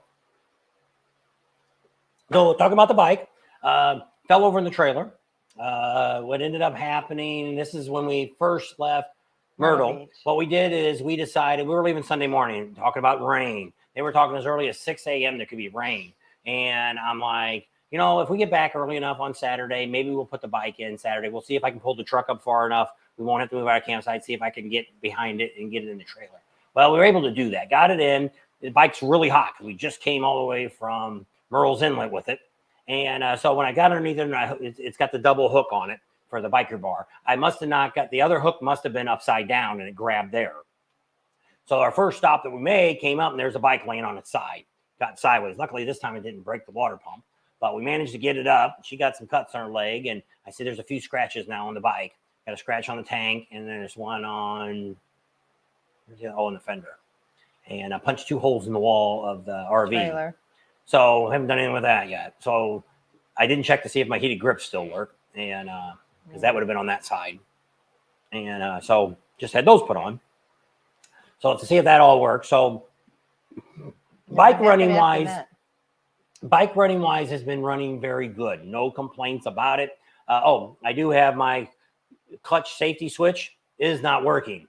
I had trouble a while last season, and then all of a sudden it started working again. And I'm like, oh, no big deal. We thought it was because of the compensator or the engine work they done. Nah, I never thought that. And so I thought it had something to do with remember we were having trouble locking the bikes when we were in Myrtle Beach last year. The bike went nuts. You couldn't. We have power locks in the CVO. It wouldn't lock. I couldn't. I had to lock everything with the key, and only when we were in the campground. So we thought, okay, something's going weird. Well, this year we didn't have any trouble with that. So we kind of thought when it started acting up last year, I thought maybe that's what it was. Something was weird going on. And then so now this year it was doing it after we changed the handlebars. It got worse. And then I talked to Joey about it, and he said your switch probably has gone out. Well, then now out of the whole rally from Myrtle Beach, I think 3 times the bike started in neutral or in with the clutch in. The rest of the time I had to put neutral to get it to start. And so which was a real pain in the butt.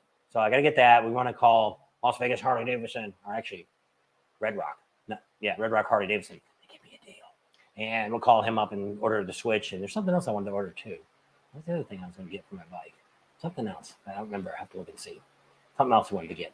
So get that, put that on. Hopefully get that fixed before we head to Sturgis. We got to go to Vegas probably to get that. So then what happened right after the bike fell over? Had a flat tire. Tire blew out on the trailer again. Another one. We're going to have to get those tire sensors. Yeah, and put on it. So I don't know, because a lot of people say, well, your tires blow out a lot. Well, the problem is by the time we pull over, there's not much left of the tire. There's just the rings around the outside of the rim. And because I've got floating axles, the rim never gets damaged. Because we could actually drive with the one wheel, but I don't want, it's a lot of weight to be on one tire. So we're not overpowered, and the tires were actually new. But after I changed the tire, well, first we had to find a place. We're like 7 miles from the exit. And so I pull over on the highway, I get out, and I look at that. Yeah. And I'm like, there's no way we're going to be able to, I got a bottle jack now I use. And I'm like, there's no way we're going to be able to jack this up and get that tire off.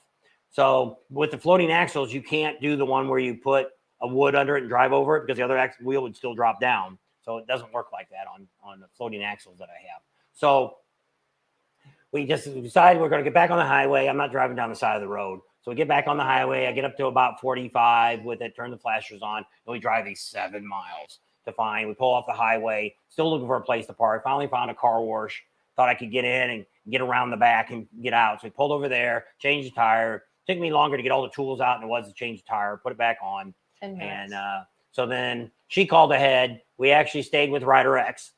We stayed a night with him. She called that day. Well, as we were driving, because it was Sunday, and made an appointment for Monday morning to get a new tire put on at Discount Tire. So they threw the new tire on. We were out of there, I think about 2 hours.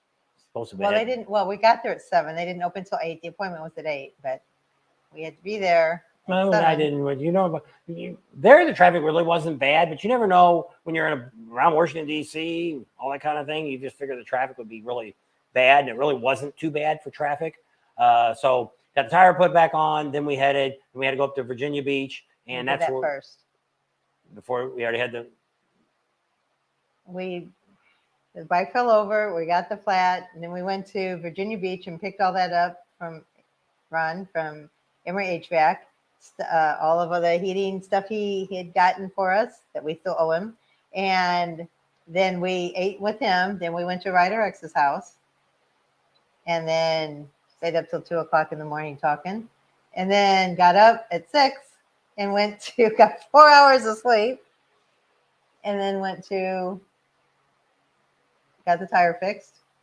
And then we went to Bristol, and then from Bristol we went to stay with another subscriber, Dave and Mary Beth Wilmot, and that was in Jackson, Tennessee. And from Jackson, Tennessee, we went to Oklahoma City. Oklahoma City, we went to Albuquerque, New Mexico, and then home. Now we're home. So got steel belted tires. Yeah, they're still belted. They're Goodyear Endurance. They're the best ones you can buy for a trailer. You don't have a lot of choice, and I can't go to I'd have to go the bigger wheel. I'd have to get different axles, and I ain't paying for that. So what we need to do is find out, because after we changed, she didn't see it because she's always on her phone doing stuff. Well, I drove by, and there was a guy down the road, same highway, it was on 40, he was changing the front tire on his truck. So there's a good indication there might have been some crap on the road. We ran over. Yeah, and there might have been a hole in the tire. May not, because these are all new tires that were put on the trailer before we left. One we had changed in when we were in Florida, I think, or someplace we changed it. But this year. Sturgis? Must have been the end of the rally last year. Must have been our last, maybe it was Sturgis. That when we came home, we got a tire then. And then, so they were all new. And then when the guy, I guess I needed one warranted. And then the other three, that's what he said. The other three were dry rotting. So here it's hot. Now it's in the garage. So hopefully it won't dry rot as bad as it did when sitting out in the hot sun here. So we need to get the sensors on the tire so we can see if it's, because I can hear it. I don't hear it go. And then this one, it was making a weird noise. And the guy pulled up alongside because it was the right. I can see the tires on the left side. I can't see on the right side. So he was saying something. I had no idea what he was saying, but I was assuming because I heard a weird noise, there was something wrong with the trailer. Well, I didn't see anything when I looked out, but once I opened my door, I could smell the burnt rubber. And I'm like, yeah, it was the tire. And so got that all done. So that's hopefully, but we need the tire sensors. And I would look, and that's another $200 or $300. We got to get another. So we also had, if any of you know, a video on that. What? On tire sensors. We'll call up some tire sensor places and say, hey, look, this is what we need. Don't know. But we have to get a new hard drive because we ended up losing everything that I had from this year to last year. And so we got that back when we got home. I just now got last night downloaded it into another hard drive. Well, everybody says now you should really back things up twice. So now I'm getting ready to buy a 14 terabyte to download all the little hard drives that I've been carrying around all this time, and leave one here at home, I guess, when we leave. And so it's just a mess. And so we've had all that aggravation. We had a lot of stuff go wrong on this trip. This almost was enough for me to say, the hell with this. I ain't doing this no more. It's getting to be more aggravating than it's worth. I had hard drive trouble. We thought the other one wiped out. I don't know what else we had before that. I think last year was worse. It started out from the moment we left. Well, I don't know what all the other things that happened. We had a lot of things go wrong on this trip. We had to replace the scissor jacks on the trailer because the trailer fell off the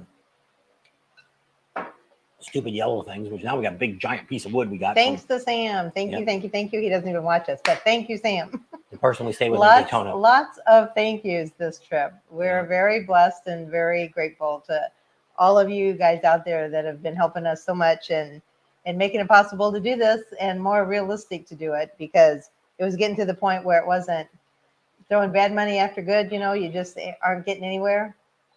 So thanks to all of you guys helping out and stepping up, and it's working out. And we are going to be looking for sponsors for videos and stuff. If you're interested, you can email us. Put your little email back up. And if you want to be interested, we actually have a couple YouTubers that actually want to pay us to sponsor a video. Yeah, they want to put both their. It's actually Prime Cut Pro and Awesome Documentary. First of all, was it Awesome Documentary? Asked me first. Ricky. He says, "Can I be a sponsor?" I'm like, "Yeah, if you pay the money." And he's like, "So you'd say what I want you to say?" And I'm like, "Because what you do is you basically get the beginning of the video would say this video is being sponsored by this way, like this, Bob and Tam." Jeez. Somewhere over there. I can't point to it. It's way up here. It's still not there. That's close enough. Right there. There. Touch it. We're being sponsored by the Bob and Tam Show. So you get that. And then in the middle, you get 15 seconds that we would read something that you script out. Like, hey, Bob and Tam's got a great show. Check out their YouTube channel. They do a video. They talk about rallies. So then Prime Cut Pro the next day came up and said, is there any chance we could do it together? And I'm like, well, then it would say the same thing. It would be both of you would be in the same listing, and you both would have to figure out what you want to say for 15 seconds. You wouldn't get double 15 seconds. You'd only get the 15 seconds. So, and I'm like, that's fine. They already picked the video they want in Sturgis they want to be on. So I'm like, that's fine. Just send the check. And so, yeah, so we do that. Ross said, I'll sponsor you if you sponsor me. We do. We on our lives in Sturgis. Every time you go around, we say, there he goes again. Mike Campbell, thank you.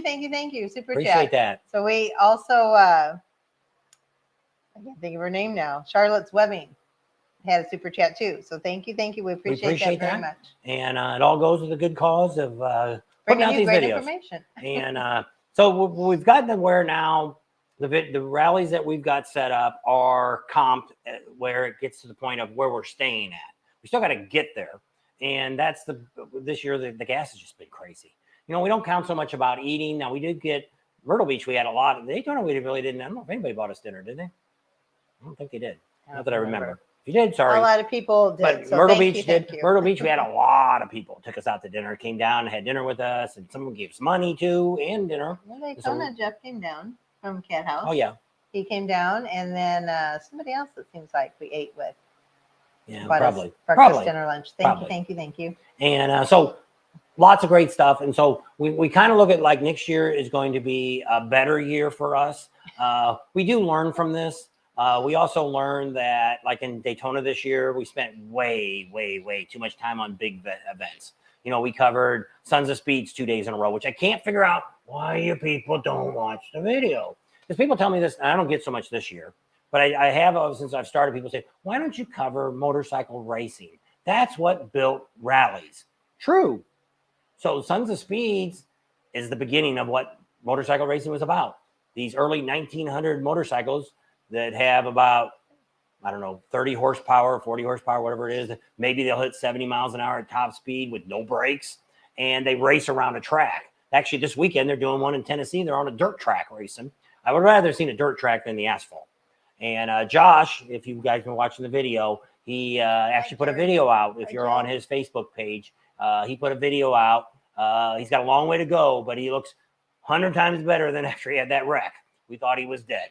And so he's pulling. He's got a long thing, and he's apologizing to everybody for not being able. His phone must have broken in the wreck, and he just now got a new phone. And no, I think he said he couldn't get to his phone. I think he said when he got to it, it was just so much. You know, people. And he's sorry he can't reach everybody and comment. I'm like, dude, just get better. You know, don't worry about answering people's comments. You got enough trouble just getting back because he's bad. This is the worst. He should have been in a couple different, but nothing like this. He broke a lot of bones, and so he's doing better.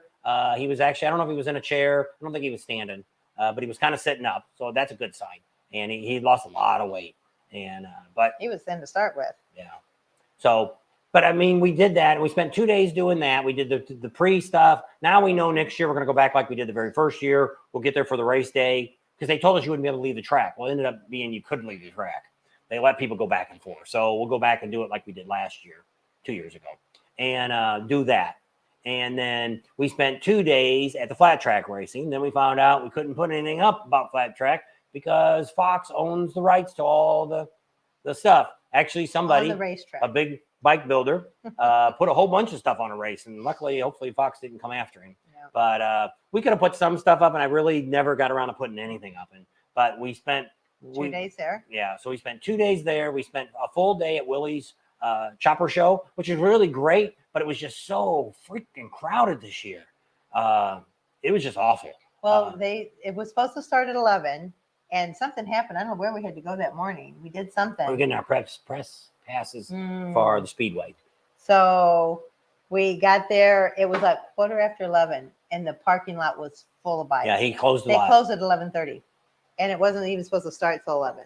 That's how busy it was. It was just crazy. And you couldn't even. Luckily, she went around. All the interviews I did was what she did. I went out and got interviews of people coming in and out, but mostly all the video was her stuff. And but because when I got in there, I couldn't even get around inside there to walk around and even look at the bikes. It was just this. He says that it wasn't the biggest, but it's the biggest he's had since 2019. But I mean, it's great to stay all day. We actually show you the winners that nobody's ever showed on YouTube. Most people go in there and shoot the video like we've done in the past and leave. We actually showed all the winners. If you want to go back and check out the Willie's. Last year, that's one of our leading videos for last year, was that one. It's over 200,000 views, which we thank everybody for watching that one. I thought this one would go nuts too, but didn't do that. So you never know about videos when you do them, what makes people watch them, what makes people, they go viral, things like that. This year so far, I do have some videos from Daytona that's done really good. I think I have a couple that's over 100,000. But I don't know. Of course, I know Daytona and Sturgis. Normally, Sturgis is our big granddaddy. Everybody wants to go to Sturgis sooner or later. We'll just have to wait and see, because last year didn't do as well as. But Well, we did things different last year too, but we're doing things different this year too. So sometimes change isn't good. Glencoe does some racing. I never checked it out. Going to watch this year. I didn't know they did racing there. Glencoe, they got the racing in front of it. That strip? Track. Okay. Yeah. We've seen that. We went down there before because every Saturday night they actually have a quarter-mile trace or eighth-mile track or whatever. A whole bunch of people from Harley Davidson comes. There's a guy that's out in right down the street from. No, it's the guy that had. Speeds. Yeah, but it's in that town, Piedmont. That a guy that builds bikes and races them and stuff. What's neat about that guy's bikes is it's actually called Speeds too. And it's not Speeds Performance, just Speeds Motorcycle Repair or something. I don't know. It's kind of weird how I think it's Speeds Performance too, but the others is Speeds Performance Plus. Yeah, it's just a weird thing. But they build bikes. This guy's bike, you would never know how fast the bike is because he tries to keep quieter mufflers on it. He tries to keep it to where it's a sleeper. And it's like, wow, I never seen that in a motorcycle. We talked to him a couple years ago. Really great guy. I don't remember what his name is, but they were a great guy. Him and his son raced down there on the Saturdays before. Because every Saturday during the summer, they have racing down there. Baggers. Or they have what did we watch that one day when Mike went out there from? I think that was bagger races. Was it? But it was just the straightaway. They just. Yeah, it's eighth-mile track. All right. That's all they do. That. I don't know. It wasn't going around and round and round. No, it's a straightaway. It's like a quarter-mile straightaway track, but I think it's eighth mile there. And but yeah, they can do that all the time. So there's a lot of stuff going on. We've never got to go to the Jack Pine Gypsies and watch the hill climbing. We've just been always so. Sturgis is one of those places. Just so much stuff's going on. Just like that, you'd spend all day out there for an 8-minute video, or a 30-minute video, even if we went the long way on it. But it's I don't know. I would love. I've got it on our list all the time, but like I say, this year is going to be different. We get there on July 19th. That weekend is going to be Adventure Bike Week, and a lot of people say, "What is that?" If you got like a Pan American or a Triumph or a BMW, an off-road bike, combo off-road highway, kind of like the Pan American, they have an event now out there. This is going to be the third year for it. It got a lot better last year. A lot more bikes, about 300 show up. You can camp out at the Buffalo Chip, and they got vendors, not a lot, but a few vendors out there. Komodo's out there, and Revzilla. Revzilla is actually, I think, who's putting it on. And so they take you out on a bunch of rides, and they give you all these great maps to where, hey, I've never rode off road. They got a map to give you just for that. Hey, I'm a guy that I want the extreme, total. I want to fly through the air over the cliffs. Here's the map for that rides. And all between. And then they go out on some rides too. So it's like they're gone all day. And then they come back at night. And it's pretty neat. And we covered it the last 2 years. And we'll do that the first weekend when we get there. And then we'll be starting our series, which we're going to start next week. Hopefully, we're going to start our Sturgis series. Now, Monkey Man's already kind of started his. Nothing wrong with his series. The difference between us and them, anybody, is we've spent all this time talking to all the different campgrounds. We go to all these different places. Yes, Monkey, he went to a couple of places last year that we didn't make it to, and we're going to try to go this year before the rally ever starts. A couple of restaurants and bars and stuff that he went to. We're going to check that out. That's pretty cool. So we'll get a lot of that. So up until that Friday of the rally, because the first weekend, which is July 28th or something, is that Saturday, is when Black Hills Harley will open up their official start of pre-rally. And that is getting to be pre-rally now. That's getting to be a big thing now. A lot of people are coming in for that weekend now. And so it's not as packed as it's going to be that next weekend. But it's if you were wanting to come in and see some vendors, see a little bit of the action, you really want to come in that last weekend in July. Because that would be a really great time. It's not so hectic. You can still go to Black Hills Harley, and about 75 to 80%. It might be more this year, because they might figure out, oh, crap, there's a lot of people there. We ought to be there the whole time. So it might be more. And now they've done, which he's going to be coming on our channel real soon and explain that he's done some big modifications on the venue. And they're going to have more vendors than ever at Black Hills Harley. And he'll be coming on our channel. Is it next week? Who? Mike? Yeah. June 2nd. But it won't be here live because we'll film it the day before, and then we'll edit it. It'll probably be up the 3rd or the 4th of June. And you get to see that. We're going to be the city of Sturgis is going to be talking to us. We've got Black For Hills the Harley, and we Indian also dealer. got. Do we have Indian too? No, we're Oh. waiting a Is call that the from 3? Lauren. Is that the 3? That's a 3. Yes. I'll have to call her and say, where the hell you been? We've been waiting on you. And so we got a few things. We might even get the chief of police on. We're going to contact him and see if he, because there's some things changing with Sturgis. Actually, if you go on my big group page of Sturgis, they're looking for people that want to be part-time popo. July 19th. You can be not an officer, but you're somebody that, actually, it's not bad money. It's $15 an hour, pay you time and a half, and it's 12 hours a day shift. And I guess you got walkie-talkies, and if you see something going on, you call in on it. And at the end, if you stay all the way to work the whole rally, they give you a $250 cash bonus at the end. So, hey, you make some really good money if you want to just come to Sturgis and work. So I put it on our Sturgis page that if you want to check that out, it gives you the information, the lady to call and all that kind of information. You don't have to be a local, not a local yokel. You could be. You don't have to be a police officer either? Nope. This is a non-policeman job. So you're going to be the eyes on the street. Hey, it's not a bad idea. July 19th is when we're getting to Sturgis this year. Yes. Professional Monkey seems like he would be a really cool guy to hang out with. He was fun. Yeah, we spent a lot of time with him this year in Leesburg. He couldn't drink because he didn't know if he had the flu, if he ate something. So he really wasn't drinking, and he was really pretty laid back guy, pretty nice. I think most of the time, because some people have had issues meeting him, he's been kind of rude to some people. And I think when he drinks, he's a little more, people get like that. You get a little more drunk. Cocky. Me, I talk way more than I talk now when I drink. And he gets louder and louder. So, And but I mean, some people, like my buddy Art, he gets to be an angry drunk when he drinks. And he quit drinking. We've never seen him. Yeah, he doesn't drink anymore. He has a beer every now and then with me. He's probably had, since I've known him, he's had 6 beers in 15 years. So once in a while. But he used to drink hard stuff. But Monkeys, he was a lot better because we met him in Sturgis last year. We spent a lot of time with him. Not a lot, but I mean, Iron Horse, we seen him and we sat there for an hour or two yakking to him there, and a couple other places we ran into him and chatted with him and stuff. But he's almost like when he's on camera, he's more that kind of guy. And when he's in real life, he's just like everybody else, just an ordinary guy. Just a normal guy. Yeah. But it's been a whole lot. We've been a few hours with him. I think the rally's over on the 13th or 14th. And we'll probably leave the day or after that around in there. Depends on what Rod wants to do. Yeah, it depends on what the Buffalo Chip decides they want to do. I'd really like to stay to hot August nights, but I really don't want to spend a whole month. We should have done that a couple years ago. When we were there still. Yep. A mean drunk or a happy drunk. Yep. I was a happy drunk. She was a sleepy drunk. I get all happy and then it'd be like. Yep. She lasted she'd be drunk for about 5 minutes. And she was out. Used to be, I don't know if she'll do it anymore. Used to be when she drank, you could ask her any question. She could answer anything. So everybody used to talk to her and ask her questions. She'd spill her guts off of yes and no answers. That's why I don't drink anymore. Zeke, the dragon's on. Howdy, Zeke. How you doing? Is that an E or an A?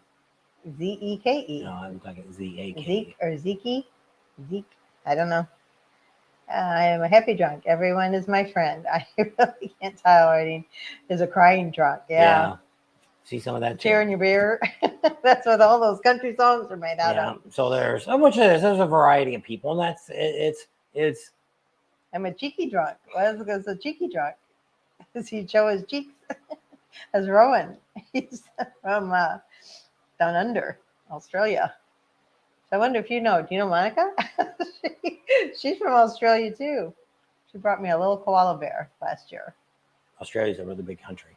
I know, but you never know. Maybe she told him about us, and that's why he watches. There's Two Wheelin' Tom. How you doing? I'm glad he changed his name. It used to be One Down and Then Up, and it took me a long time to learn that name. Then he changed it. I'm a staggering drunk.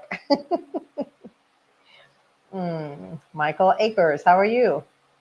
So if you've been on the whole time, we kind of talked about a whole bunch of stuff. We talked a little bit about the shooting that they had. A bunch of people got killed and got hurt. And looks like it's a 1% arguments. I don't know. We have a lot of 1%, which is actually shocking to us, but to me at least, that we have a lot of 1%ers that actually watch our channel because they do watch channels. And you got to really watch what you say because there's there is a few YouTubers that are really on the line that they may eventually get talking to. And you really don't want to get down to that road. So we have a lot of them that we talk to. And because I'm not a 1%er, never been one, never been in a motorcycle club. We belong to a hog group. That's not a motorcycle club.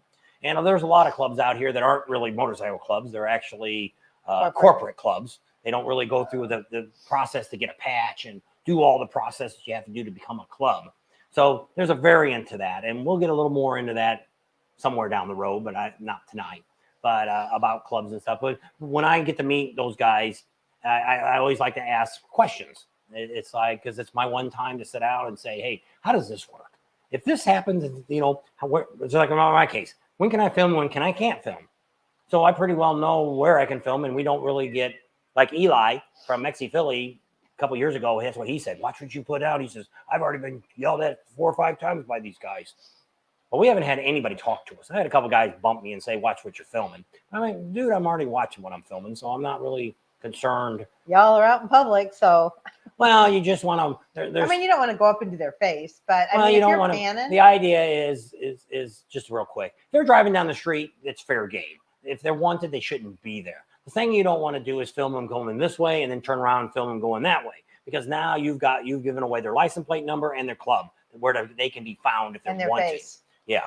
So that's one of the kind of the things we do. But if we're walking down Main Street or something, there was a whole bunch of them the other day that I filmed in front of Daytona. We were sitting at the bar there, and I only showed a little. You couldn't really see anything on their bikes, but it was neat about them. There was probably 50, 75 bikes all went by together. And at first I thought it was just a ride, and then I could see the patches on the back when they stopped. So I kind of filmed it. You can see it in the video, but because it was great to see all those bikes are going at one time. But you can't really see who the heck they are. So that's kind of what you have to watch, is that, or if you're in a bar, like we was talking about Miss Newbies, and there's way more of them than of you, then you may not even want to put your camera up at all, because you really want to be there. Yeah. Because if you get confronted, you're probably going to get confronted by 4 or 5 of them, not just one to talk to. You know, you talk to one of them, it's like us. A lot of times I talk to some of them, they kind of look at me funny, and then I say, well, do you know so-and-so? Oh, you know him. Oh, how's it going? Shake your hand. And real friendly then, once they figure out that you're okay. You know somebody in their club. And so I always remember those names. Those are the names I always remember. And, yeah, forget them. But you never know when you might need them. And but they're always great, and we always see a lot of them. Especially in Sturgis, I probably see the most in Sturgis that they have come up to us, and it's crazy when they come up to me and start talking to me, and I'm like, and you are who? And so then I do is go back when I leave, I Google her, and I'm like, oh, that's who that guy was. Wow, he's pretty big up there in the chain, and so it's kind of neat, and that's my 1% story. Pittsburgh robot doesn't make the differences here. The cameras on every street corner. Yeah. Which is true. It's what was funny when we were in Leesburg last year. There was these guys that looked like Point Dexter. They had the ties on and the white shirts and slacks. Oh, Laconia. And they had 35 millimeter cameras all around their neck. There was like 6 of them. And I'm like, boy, these guys really look weird. I need to go up to them and say, who the hell are you guys? Well, what I found, they either were probably the FBI or something. They were saying every time you see them, they'd be up on a hill, like they were at this church. And 2 of the guys are facing this way. 2 of the guys are facing this way. And the reason they use 35 millimeters is you can't doctor the film. That's right. Like digital. Yeah. So they do that, and because they're looking for the wanted ones. So they take a picture of the front, and they get a picture of the back and their plate. And then that way, when they get back, they can put in all that information and say, oh, that's that guy. There's where he's at now. Let's go looking for him. So, which a lot of 1%ers say, if there's one out there that's got a felony warrant for him, he really shouldn't be at a motorcycle rally. There's a lot of club events that go on that that's the best place for them. But if they want to come out, then the chances of you being noticed is possible. And now, with the shooting, we're probably going to see, which we won't get a chance to see till we get to Milwaukee. But I mean, I don't know that much about Milwaukee, how things work. But I bet you we see, just like in Sturgis, you're going to probably see a very big presence. And if you're any kind of motorcycle club, you're probably going to be talked to. They're probably going to find out, if you're carrying a gun and you've been in a bar or you got a drink in your hand, you're probably going to jail. And there probably going to be a lot of that. No tolerance. Yeah. And because they would just want to show that, hey, we don't want that in our town. We don't need a bunch, because sometimes you could be the innocent person getting shot. because some crazy guy is wheeling a gun when he's drunk. Which I don't know if that guy was drunk. Or, somebody said something you didn't want to hear and you pop them. And then before you know it, everybody's got their guns out and shooting and innocent people get hurt. It seems like one guy from what the article I read, seems like he did most of the shooting. Sounds that way. But they said the people that did the shooting are all in prison, are in jail. So they know who they are. They're supposed to be gangbangers is what they called them, gangs. And they didn't call them clubs.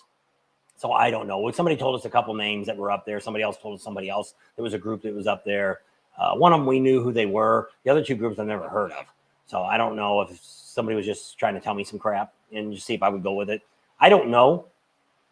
And we weren't there. Yeah. So I don't know who it is. I've never been to that rally. I don't know who puts it on. And then the person we were listening to last night kept saying, "Oh, I can't show this.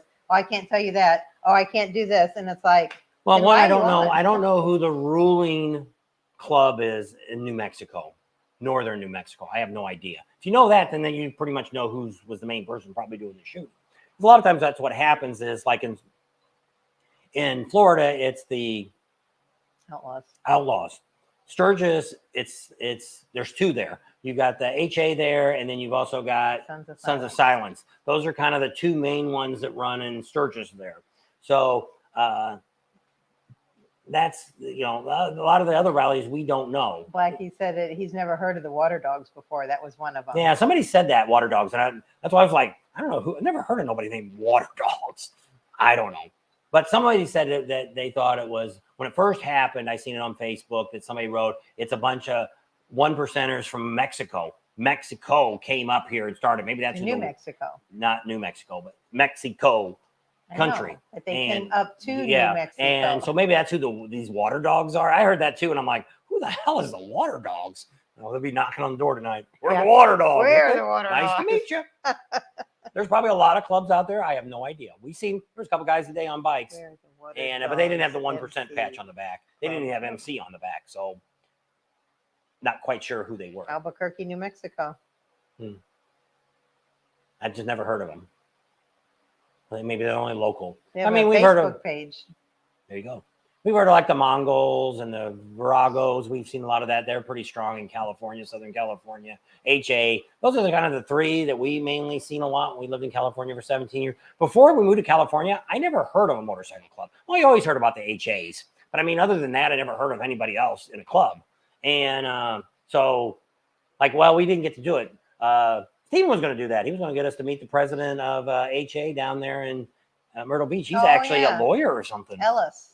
Yeah, he's like a lawyer or something. He's got a regular, real paying job. And so. Water Dogs MC on their way to Red River. There you go. So, like I say, I don't know. It's stupid stuff that shouldn't happen. And the bad thing about this, I don't know. A lot of times they always tell us it's the prospects that do some crazy stuff. And there's supposed to be somebody with them all the time. If there's a group of them, sergeant of arms or somebody's supposed to be out there with them. They're not supposed to be out there doing stupid stuff, but they think that, hey, if I do this, I'm going to get really high up in the organization. Mongols is another one, yeah. No, it's Mongols the one. I thought he was from HA, the guy that Steven knows. He put Mongols. I thought he was an HA guy. I don't know. The Mayans are ruling club in New Mexico. Yeah. That makes sense. The Mayans, I thought they were, weren't they the TV ones? I don't know.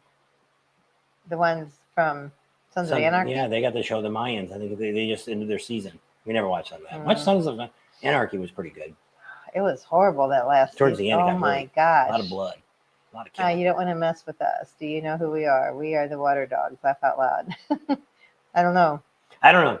Don't know nothing about them. But I mean, there's probably thousands and thousands of motorcycle clubs. I don't know what the percentage of 1%ers is, but it seems like in most areas that's like if you want to get a patch, you have to go to your dominant, like for instance, the HA. That's who explained it to me. And so when I talked to him after he told me all the things you had to do, that was the first thing out of his mouth was, "Are you ready?" I'm like, "Ready for what?" He says, "To start your club." I'm like, "No."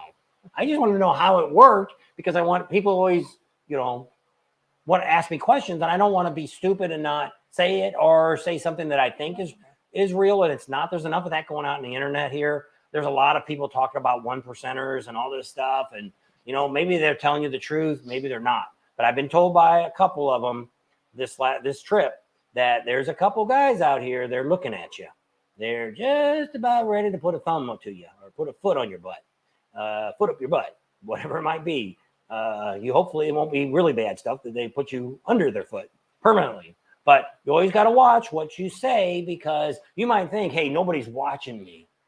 Once again, a small little YouTube channel like us, we've got a lot of them that watch. And most of the guys that are watching us that at least come and talk to me are pretty high up in the ranks. One of them's the president of a local. And so it's, so they are out there watching your stuff. So if you're putting stuff out there, make sure you're saying the truth. And if you don't know what's going on, then say. It's like here, the water buffaloes or whatever they were, water dogs. I don't know who you are. You're probably a great group. Hopefully you're not the ones that caused the problem. But I mean, shootings happen all the time. We had it right here. We had it was the Mongols and Hells Angels. Was that who it was? The shooting here in Sturgis? Yeah, they were just or in talking Laughlin about in it. 2001. They were that Kiwi and Twerp said they were there when it happened. We weren't. That was right before we started doing this stuff. They were saying that they came out the Mongols. No. But it was pretty much there. It was just the club members are the only ones that got shot and died over it. But it ruined Laughlin after that. And there's a good chance this might ruin this event too. The prospects, the young guys. Yeah. And so I don't know. I don't really talk to prospects. We've chatted with just asking. See, they're not supposed to tell you nothing. But we always walk up to them and say, hey, what's going on? And then they tell you. They're not really supposed to talk. Nobody's supposed to talk to you. The sergeant of arms is supposed to be the guy you approach and talk to. Because people always talk about passing the groups and all that. And it just depends on what you're doing. Depends if you pass them or not. We pass a lot of them in Daytona. But I mean, not big groups of them. But I mean, 5 or 6 of them in a ride. And we're in the other lane and just pass them up. I don't look at them. I don't laugh at them because I'm passing them up. Just riding them up, doing my business. But if you're on a 2-lane highway and there's 20 of them in a row and you want to pass all 20 of them, we were going to do that with the Mongols in California. And luckily we pulled over instead and had lunch. And that wouldn't have been good for us. The funny one was the 4 guys that were behind them, that were behind us, had no shirts on. It's 35 degrees outside. They got jeans and boots on and no shirts. They were prospects. They just started the club. They had to ride. I don't know how many miles they had to ride behind them. I haven't asked all those questions yet, how that all works. I don't really want to know a lot about prospects. I'm not. You really want to. We want to know when you're going to be a prospect then. I don't want to be a prospect. I have no interest in that. We have no interest in having a club. I have respect for the guy. We almost got an interview with Sonny Barger, but he died. Yeah, it was supposed to be 2 years ago. We would have had it. And the guy, one of the presidents that was going to introduce us to him, he had a death in the family and he couldn't make it to Sturgis that year. So this year he said, I'll get it for you. That was last year. And Sonny died right before the rally. Holy smokes, there went my great interview with the HA president. Because they said, all you got to do is ask him about his book and he would have just went off the wall. That would have been great to have him on my channel. I'd have been special. And we always like to have people on our channel. Like, they said they never got a patch. They died of pneumonia before they could ever get their patch. The guy's on a motorcycle. I know. Because when I talked to him, I've chatted with, we also knew a Mongol in California. He was dating a friend of ours. And we used to talk to him about that stuff. And he's like, oh, yeah. He says, when you first start up, you're like dirt. You're not even dirt off their shoes. And all the crap you got to do and all this stuff. It's like, why would you ever want to be in the club? What is with it? Now, we know other guys that I can tell you some stories, but we won't. But about some of the stuff that I've known, like in Miami, what HA and some of them guys did, and how some 16-year-old kid got into a group and he worked his way up into the organization and all. I got some great stories, but I don't know. I didn't write it down and I didn't film it. This guy just came up and started talking to me, and I loved watching our channel. And when I got home, I Googled him, and half the names he said, I was like, I have no idea who this guy is telling me about. We're just like, yeah, I know that guy. Yeah, I know that guy. I go back and I'm like, holy crap. This guy knew him and he knew him, and it's people that, it wasn't a made up. He's like, oh, and when they capped so-and-so, and I'm like, oh, geez. It's like, okay, yeah. I had no idea what he was talking about, but yeah, he knew some stuff. Yeah. Which is interesting, and I enjoy talking. I enjoy talking to a lot of people. I like to know different stories, and especially like in Sturgis. That's one of the reasons I really like Sturgis more than any other rally is if you catch, like somebody asked the other day, did you ever talk to the guy that sits out in front of, what's the bar there? Across from the hotel on Main Street. Oasis. there's an old man that sits out there, been coming to Sturgis for 40 or 50 years, somewhere in that range, and he'll tell you some stories. And I just happened to walk up to him one day, and I just said, "Hey, can I ask you some questions? I got a YouTube channel." Yeah. I finally had to just say, I got to go. He had a lot of great stories, and it was really neat to see and hear him. But it was just, I don't have enough video to shoot all that. But there's some great people just to sit and have it. You're not filming, just sit down and talk to some of these people, because you'll realize that the rally is just like it is, the same as it's been for 40, 50, 80 years. There's nothing that's changed. It's you that have changed. And you don't have to go to all these big concerts. You don't have to hang out in the bars. You don't, there's so much great stuff to do at rallies. It just, you don't, and that's why I said it, when people, that drives me insane, especially now since we've spent so much time at these rallies. When people say rallies ain't the way they used to be. Nothing's the same as it used to be. That's for one. So what prices? Well, I think when we were kids, when we went to Disneyland, when we were, in the 60s, when we were 8 or 9 years old, it probably cost about $50 for the whole family to go to Disneyland. Now it costs you $800 for the whole family of 4 to go to Disneyland. I don't know, probably more than that. It could be. But that's if you go one day in one park. How they do, they split it up and they got I used to have tickets that we had to buy when we were kids. Park hopper tickets. Yeah. I didn't have all that fancy stuff. You just had Disneyland, that was it. Didn't have no Epcot or any of that stuff when we were kids. But we all went down there when we were kids, and things were a lot cheaper back then. Somebody was just saying gas used to be under $1 a gallon for a long time. And so everything's more expensive today than it was before. But there is ways you can find inexpensive things. One, book early. If I'm going to go back to the Buffalo, let's say I'm going to go next year, I want to go to Sturgis. So your idea is you check with the campground. A lot of campgrounds won't book right away. They want to look at their rates and they want to figure out their costs for the year. They'll either do it the first of the year or like in November or something. Yeah. So a lot of them will do it usually within a month or two, because what a lot of them will do is they just want, a lot of these campgrounds in Sturgis just shuts down. The Buffalo Chip, they're actually there year round. We actually called Rod a few minutes ago because one of our subscribers told us that they were sold out of electric hookups. And so he called Rod, and she's like, she's married to Carol, but she runs the reservations. So I'm like, what do you have to call you back for? Well, he was at the office working and she was at home. So he had to call her and say, what the hell's going on? We're not sold out yet. So some glitch was in the website. Anyway, if you want to go to the Buffalo Chip and you look on their site and it says there's no electric or water left, call them and say, hey, is there really no electric or water left? Because they've had a few glitches, and that way it lets them know also that there's a glitch in the system and they can take care of it. Supposedly it's all been taken care of, but Camp 5 is free. That's right. Are you going, Ralph? Are you going back to Sturgis? And but there's a lot of places. There's a couple other ones on the other side of Deadwood. You can actually go. We've got the map someplace. We'll have to see where that's at, of all the federal land. Because there they don't call it BMLM. BL lambs. BLM land. No, it's not like you said BL lambs. Like there's some lambs out there. I don't think there's lambs. There's some billy goats up on the hills. I didn't see no. Oh, somebody asked about rattlesnakes in Sturgis. Yes, there are. Charlie got bit by a rattlesnake last year. Rapid City. $1,500. There is rattlesnakes out there. Yes. So you're at your 2-hour mark. Holy Jennifer Jupiter, Batman. You can also never. Sponsor. You're not going back? Never. He says he's never going back to Sturgis. Oh, he's been there the last couple of years. Yeah, but I just can't believe it. He has so much fun riding around there with his doggy. Riding on Main Street. Guess not. Guess not. Won't see you next year then. No, this year. Whatever. Coming up. I was in there up because they sent me all the files and they have no names on them. So I have to rename all the files that are there. And I kept writing Sturgis 2023, Sturgis 2023. And I'm like, oh, that's Sturgis 2022. Is this Sturgis 2023? Hasn't happened yet. He went the last 3 years, he said. Sometimes it's good to take a break and sit back a little bit and see what you want to do. We never went every year. Now we've gone a lot here lately. But I mean, we went a couple years before the 75th. I had no interest, just like Laconia. I have no interest coming to the biggest, it's like the 100th. We probably won't be alive when they have the 100th.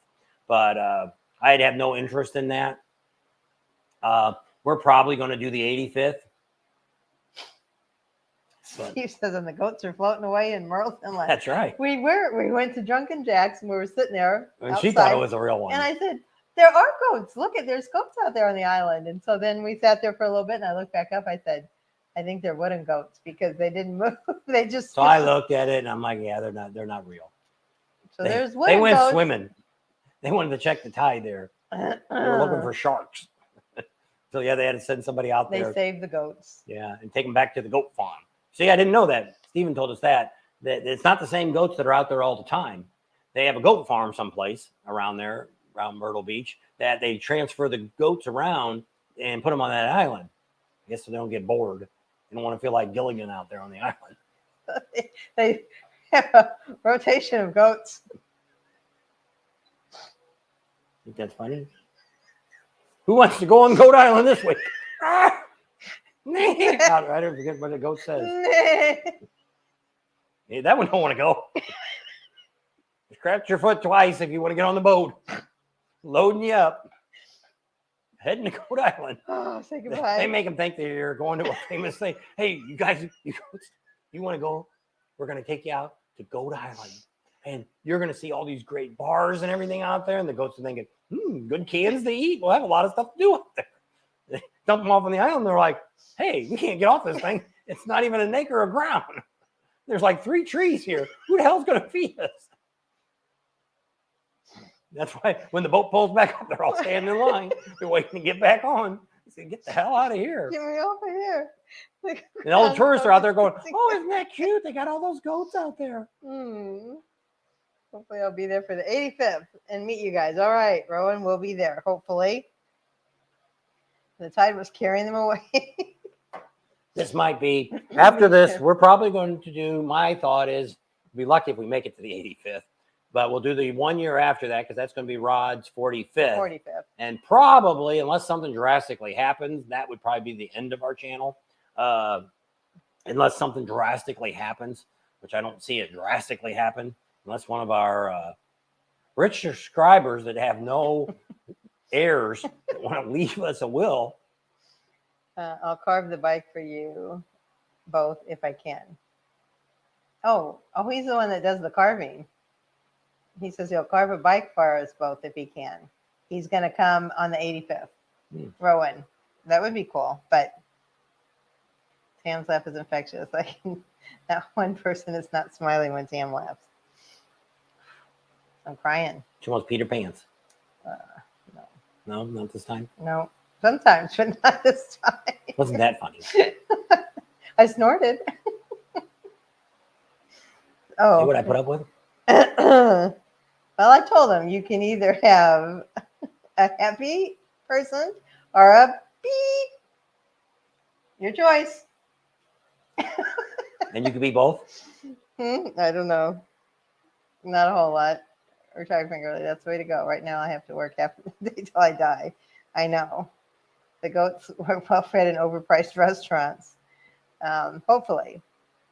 Well, we'll be praying you make it over there. You don't have to bring us anything. But Days In just put something on our Facebook page, our Sturgis page, and said they still have camping available. Wow. If you love Days said he In. fed a bobcat there.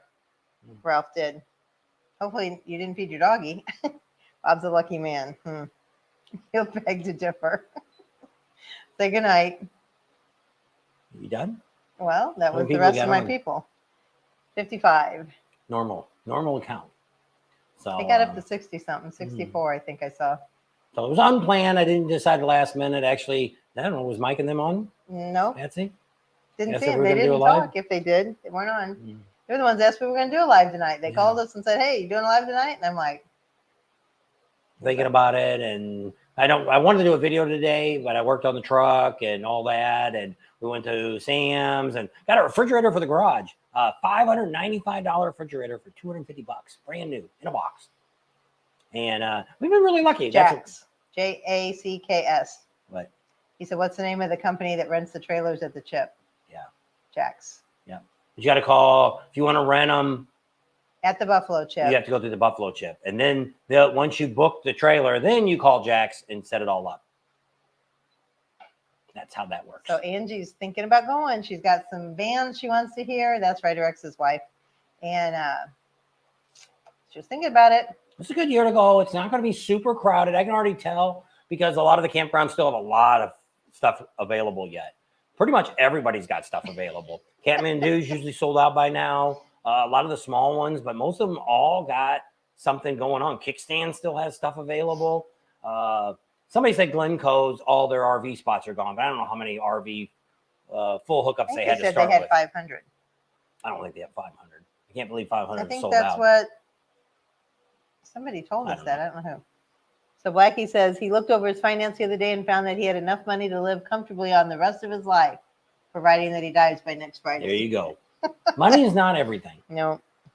Just can't do much if you ain't got nothing. CC. Oops. Good night. I said to say good night, and they're all saying good night now. Look out for the Myrtle's Inlet loaded goats. Inflation, that's for sure. That's gotten a lot of us. Are there still spots available in your area, not in our area? Yeah, our area is sold out. It was sold out probably 6 months ago.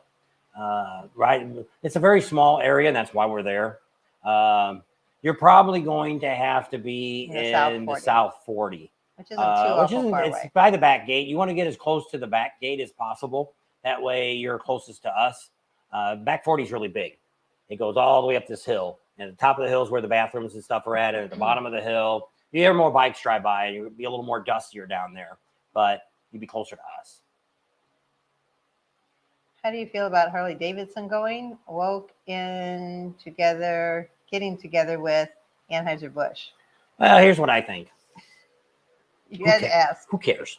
If you actually look at every company you do business with, you're probably going to find they're doing probably something. 90% of them are doing something. See, the world thinks, especially America, they think if you find all these little special groups that they're going to do something for you. And they should do statistics, because if you actually look at the gay people, there's like 8% in the whole United States. And a lot of these groups aren't very big. So I don't know what the big deal is, but it's the society that we live in.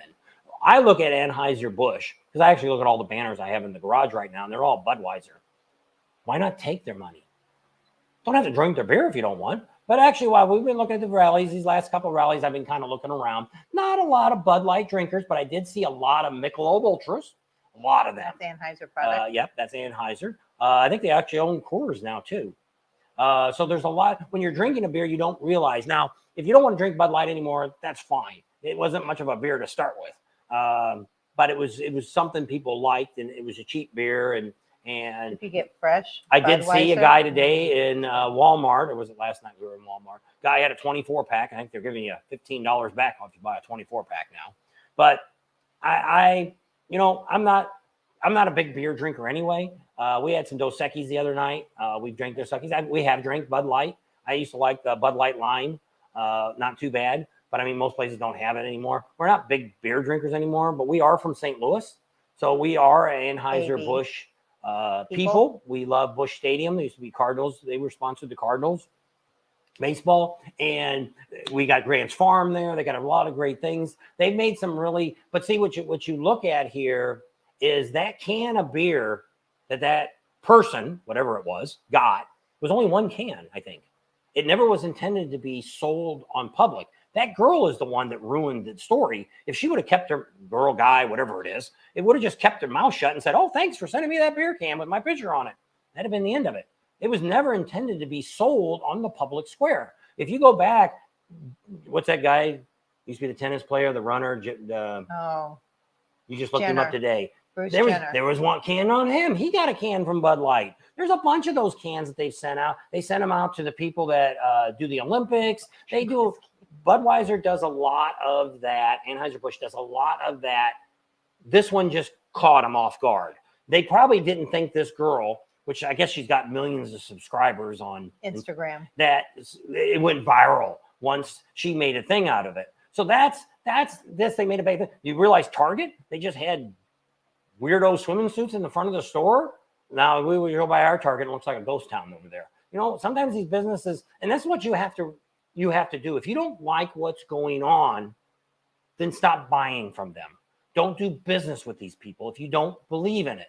If it doesn't make any difference to you and their political views is their own, then who cares? So it's whatever you want to stand up for is your right, because we are in America, and that's what it's all about. And if more people would say, teaching these kids in school and all this is nothing. What Anheuser-Busch is doing, you should be worrying about what they're teaching our kids in school. We see our grandkids. We see one of our one of our distant family members, not in our family, but from another girl, is now a boy all of a sudden. And what is she, 13, 14 years old? She'll be 14. All of a sudden now she's a boy.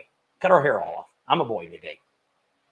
And it's because all these schools are telling you all this stuff, and be whatever you want. Yeah, it's okay to do this, and it's okay to do that, and it's just like somebody put on Facebook today. I seen it, and they're like, my daughter went with Target today. She's 7 years old, and she's seen that they moved the trigender, because they got a swimming suit now that it's a woman's swimming suit for a man to wear, one piecer. They have them now in the back of the store, and this 7-year-old was just so decimated that this happened. Well, everybody went on there and said, I don't know very many 7 years old would actually know the difference in that. Care. But what we have found out by living in California, that it's these parents. These parents have girls, for instance, and they decided, I wanted a boy. So let's make this a boy now. We're going to give you boy toys. We're going to dress you like a boy. We're going to treat you like a boy. And so these little kids grow up thinking, I'm a boy, because that's all I know. Well, that's the problem. It's the parents that are doing this, not the kids. I know, because Bob's right. If you don't like the politics, and then it said school systems are a joke. The poor grandkids. I know. Ours are older. We have 3 older ones. They're all in their teens, 17, 14, and I guess 15 and 14, and then the 7-year-old. So, it's just a bad time in America. And that's one of the reasons I love doing motorcycle rallies, because you meet a lot of really great people. And even if you're a different politics, you can still talk to people. And I haven't really seen the hatred that I see anywhere else. And like on Facebook or something, if you just wrote something about Biden, they'd be like, oh, bad one. It's like I am. I didn't vote for Biden. I'm not a Biden supporter, but Biden is my president of the United States. Doesn't matter how he got in office. He's still the president. I respect the man because of president. Do I agree? I don't agree with nothing the guy's doing. I hope he loses next time. I'd rather have anybody in there but this guy. But that's the way it is. But these people that used to say, Trump's not my president. Doesn't matter if you like Trump or not. He's still the president of the United States. There's a process that went through. If you don't agree with the process, then get involved and try to change what's going on. But everybody else just sits. Well, it's again, only 30% are even voting to start with. So the rest of everybody else just sitting home. And they're not doing nothing about it. Well, get out. I say, if you don't vote, you don't have a voice to talk. My brother's like that. My brother hasn't voted a day in his life, but he complains all the time about politics.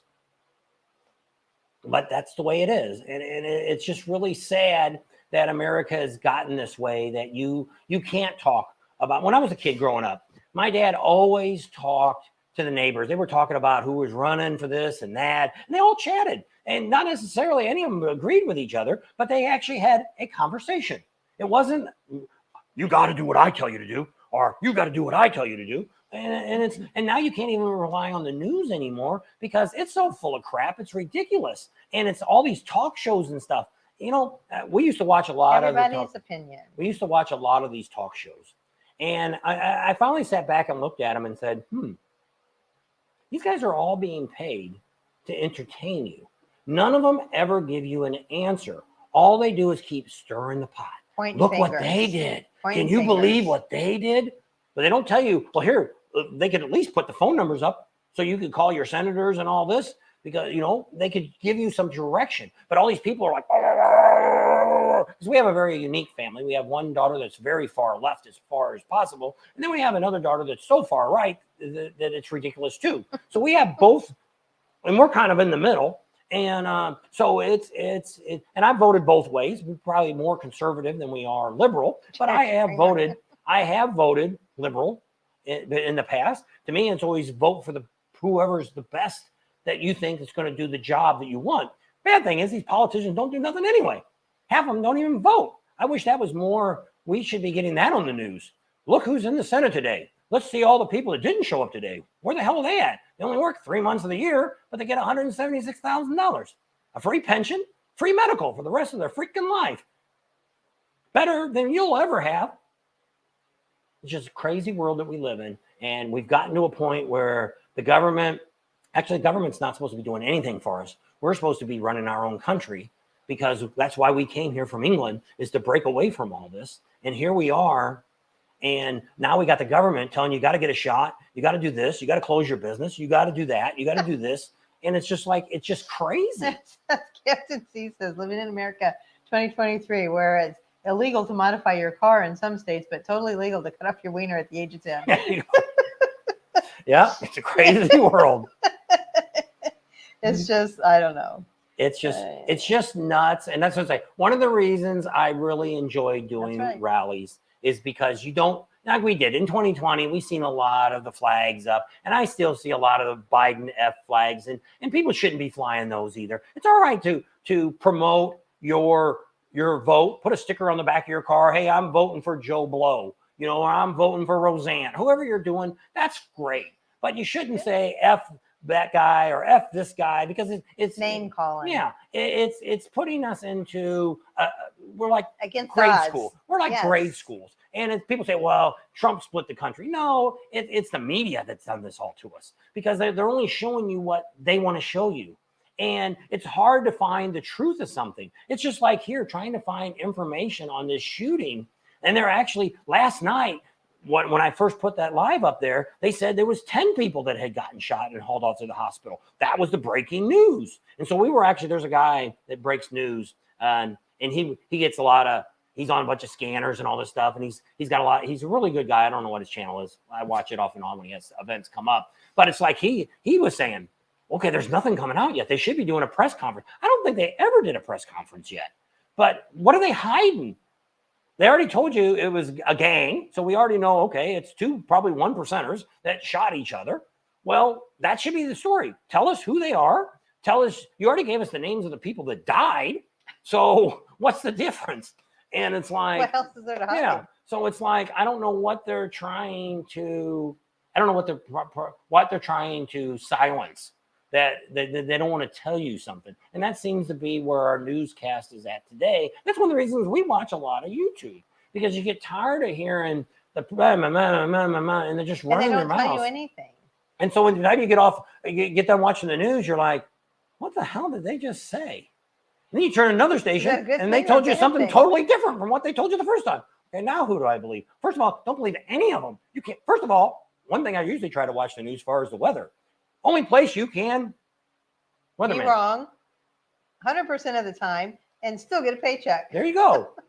So if I said that years ago. So if you look, think of the weatherman, think of the rest of the people that are in the network. In the news. And it doesn't matter what network you watch. It's all about money now. It's got nothing to do with giving you good information. And it's like, I know people that watch the Comedy Channel to get their breaking news on what's going on. And I'm like, Comedy Channel you're watching to get your information on the future of America or who to vote for? There's your first mistake. It used to be funny that, There's Mon. So do you know Rohan? Found somebody else from Australia. So there's Mon. She's from Australia too. Rohan, is he still on there? Where's he at? So we're in our politics now. Well, they probably could tell you. We should do that someday. We should get some of our foreigners that are in our subscribe group to come on channel and tell you which is really funny. I met some Germans years ago during 2020, and all this propaganda that you've seen about all the hatred that they hated the last president we had before this one and all this. Well, I met this couple from Germany, actually a friend of ours. His family was from Germany.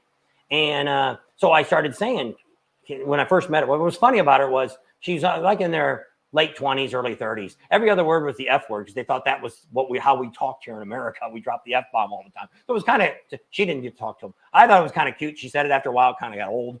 But so I said, can I ask you some political questions about your country and our country? And they're like, sure. So the first thing I asked them is, what do you think about the president we have in office right now? And they said, we would trade in a minute for our chancellor. He's doing so much great stuff. I'm like, yeah, but you see all these big fat balloons, all that flying around. She says, you have no idea. I'm like, why?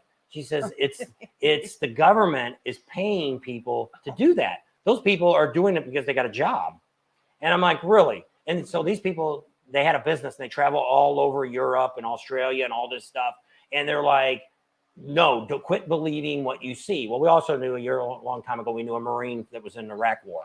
And he said the same thing. Quit believing what you see on TV. He said, when we were in Iran and Iraq there, he said, the people that live there would kiss our feet.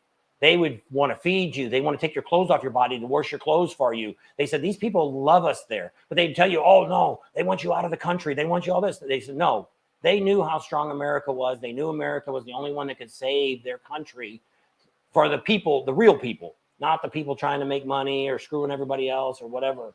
And it's like that. Then I knew, these are different people that told us this. It's like, wow, it's very interesting to have people that aren't from America that look from the outside in what they think. And it's very shocking to find these people. So Beth Ann, you can put that on our Sturgis page. She looks like she has a house for rent in Sturgis. So our Sturgis page is Sturgis. Is it on there? I don't know. I don't think so. I think I looked for it the other day. Let me look. That's Let me look. Banners. American News or Newsmax. Yeah, we'll create a banner. So, oh, you're not on there? No, well, I thought you were. You can use my phone. I'm not on nothing. Let's see what it's called. I gotta find Facebook first. Go to my groups. Sturgis. There it is. So let me write it here, and then we'll put it on there for you to see. Because there's another one that has copied mine.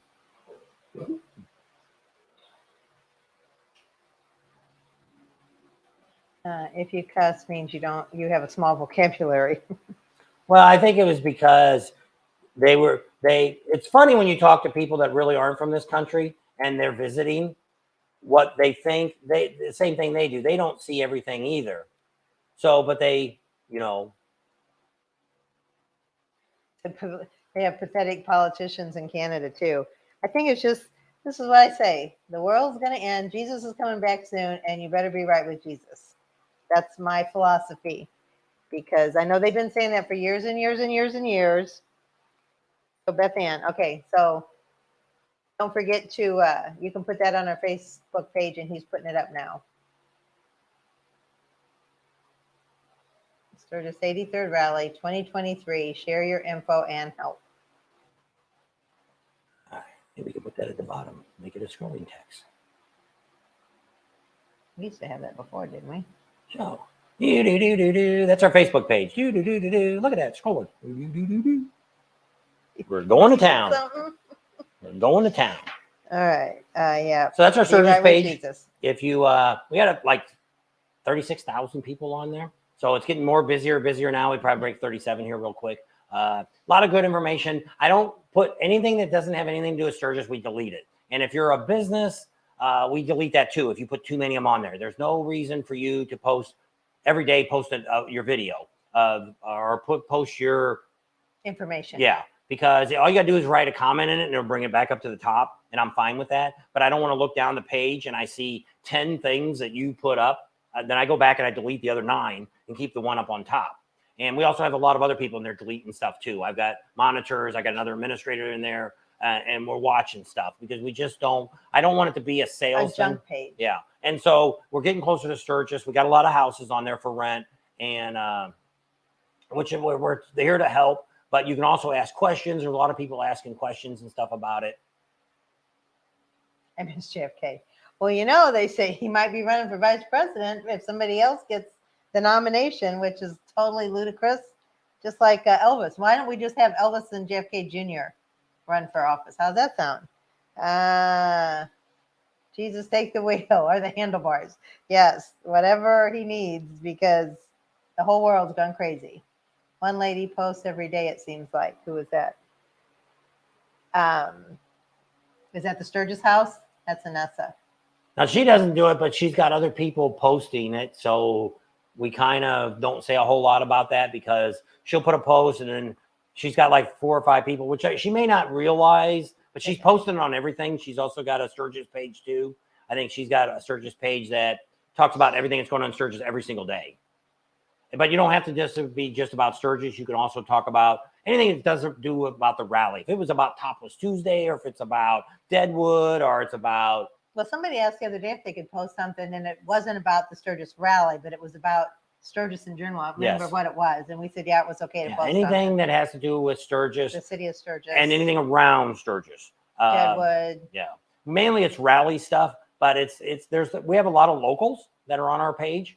And they'll write stuff every once in a while. They'll write a question or an answer to somebody. Like somebody says, hey, what's going on with this? And they're like, well, I live here. Let me tell you what this is. So it's kind of neat. And that's one of the reasons I did this, is because there's a lot of YouTube channels out here that are just posting just crap on it. It's more like a Twitter page or something. And we wanted to put something out that would actually help people. Yeah. That if you've got a question, a place also that we could put our Sturgis videos on too. There's one person out here that doesn't like our videos anymore and wouldn't allow me to be on their Facebook pages that they monitor. And so they made a big stink about it. And so I started my own, and she's like, well, that's like a slap in my face. You started your own page?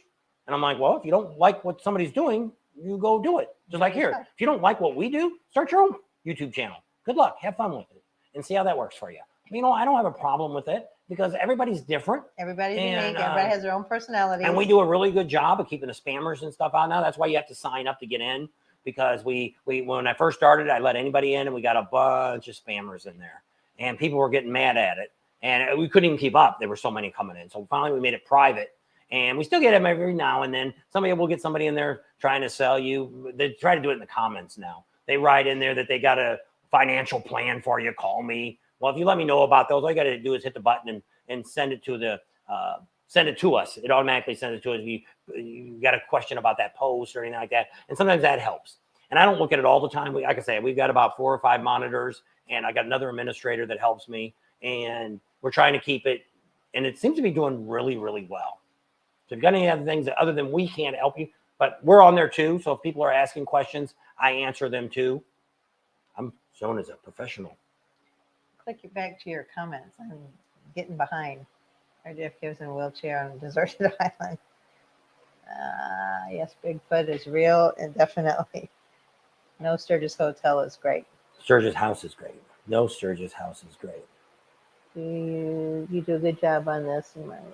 So I guess it's probably here. Robert, take Canadian. I know I heard that, but then he walked away. I don't know why he didn't. Well, see, I don't know if they have to put Biden in, because he said he was going to run. I don't know. I don't know what's going to happen. I can't, you know. He was in fog. I don't know exactly. Y'all do a good job on your YouTube lives. My son saw you on the Sturgis camera last year and ran down, and you were gone. I know. I had a lot of people that would send me a picture of me now, and I'm like, what are you sitting there all day long watching the video? Hey, there's Bob. Our daughter did that. But he dropped me off because there was a table open at Loud America, where we usually do our lives. And he said, well, I jumped off to get the table, and he drove around and tried to find a parking spot. Yeah. So my daughter sees him. Why she was watching it, I have no idea. Sees him drive by without me on the back. And she's texting me, where are you at? I just saw Dad drive by. And I'm like, are you just like scanning? Stalking us. She's got us on live 360 already, so she knows where we're at all the time. So I don't know. Let's hope Jeff doesn't end up having to hang out with Vince Foster and Jimmy Hoffa. Yeah, I wouldn't want to be in politics. I know a lot of those guys end up somewhere and you never be seen again. Good night, all. Gary D. Thanks. Got a pickleball tournament. They're going to make that a Olympic game. Olympic game. They ain't better than a shuffleboard. Somebody we talked to said they were a pickleball. They considered themselves a pickleball champion. They play with professionals, but they don't consider him. I forget who it was. They were going to a foreign country to play. I don't know who that was. Was it somebody Daytona? We just saw? It had to be Myrtle Beach, or it was just recently. I think it was longer. I was working at the Waffle House down from me and make some cat mean nanner sandwich. There you go. And how much is it to buy a house in Sturgis? There's one right now on our page, just a couple blocks off Main Street. I think it's on Junction. $297,000 they want asking for this house. It's not much. There's a house on Main Street that looks like the Brady Bunch house, and we got to go in that guy's house the other day, and it was, or not the other day. It was on Junction. Yeah, and it's really cool. It does look like the Brady Bunch house, and is on the Well, he might be watching. poor doggy. He is 13 and loves your videos. Well, thank you. So that's Beth. Well, I'm glad he likes our videos. He likes to see how silly we are. Elvis Mr. Cool died. Too cool. No, but That's a heck of a way to go. Her uncle died that way. Uncle Jerry died on the pot. he went to the he was bathroom on, and he was walking. I don't I think know. he was on the pot. He says, thank you. You're welcome. So hopefully we'll see you at the 85th, Rowan. All right. 2.5 hours. Good night, John Boy. Good night, Joe, Jimmy Bob, or what is it? Bobby, what's his name? Jim Bob. Jim Bob. If you don't know where Walton's, I've turned that on. Somewhere when we were traveling, we only get to use the antenna on the roof. Most campgrounds don't have TV. And we watch a lot of Me There's TV Flint. and a lot of How that. you doing? And they had the Waltons on the Little House on the Prairie. yeah, they had all those old shows on. The strain. Right? So I guess old Elvis's heart just couldn't take the strain. They say that's so bad that he had a problem, I guess, going and he forced it. And they say that's bad for your heart. That might have been what did him in. I don't know. Poor Too guy. much grunt. Looky who's on. Hard to understand why you're talking and laughing.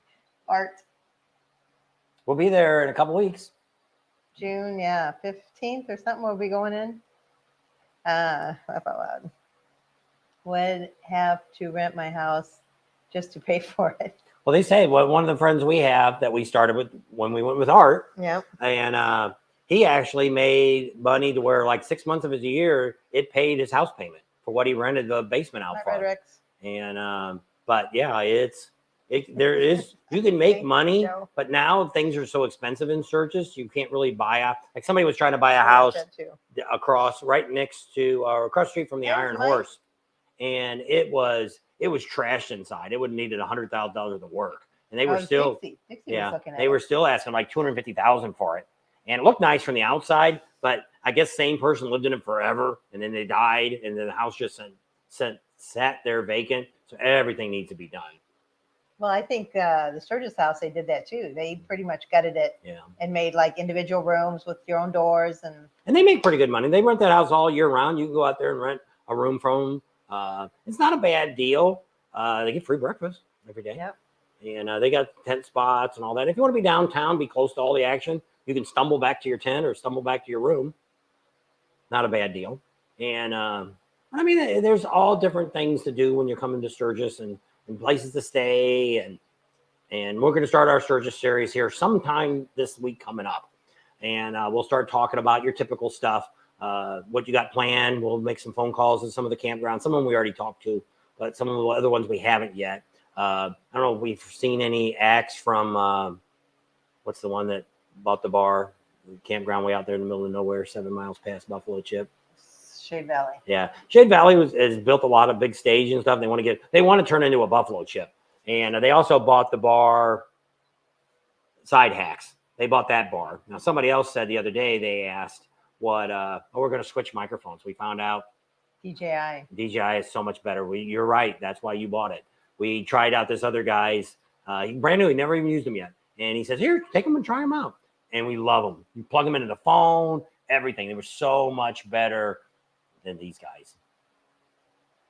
This guy. And we've had a lot of one of the ones we did was really echoey and everything when we tried to do a live. But it was a camp Shade Valley. Shade Valley bought the Side Hacks in town. They were the last bar that was allowing colors to come in, cuts and stuff, and probably not anymore.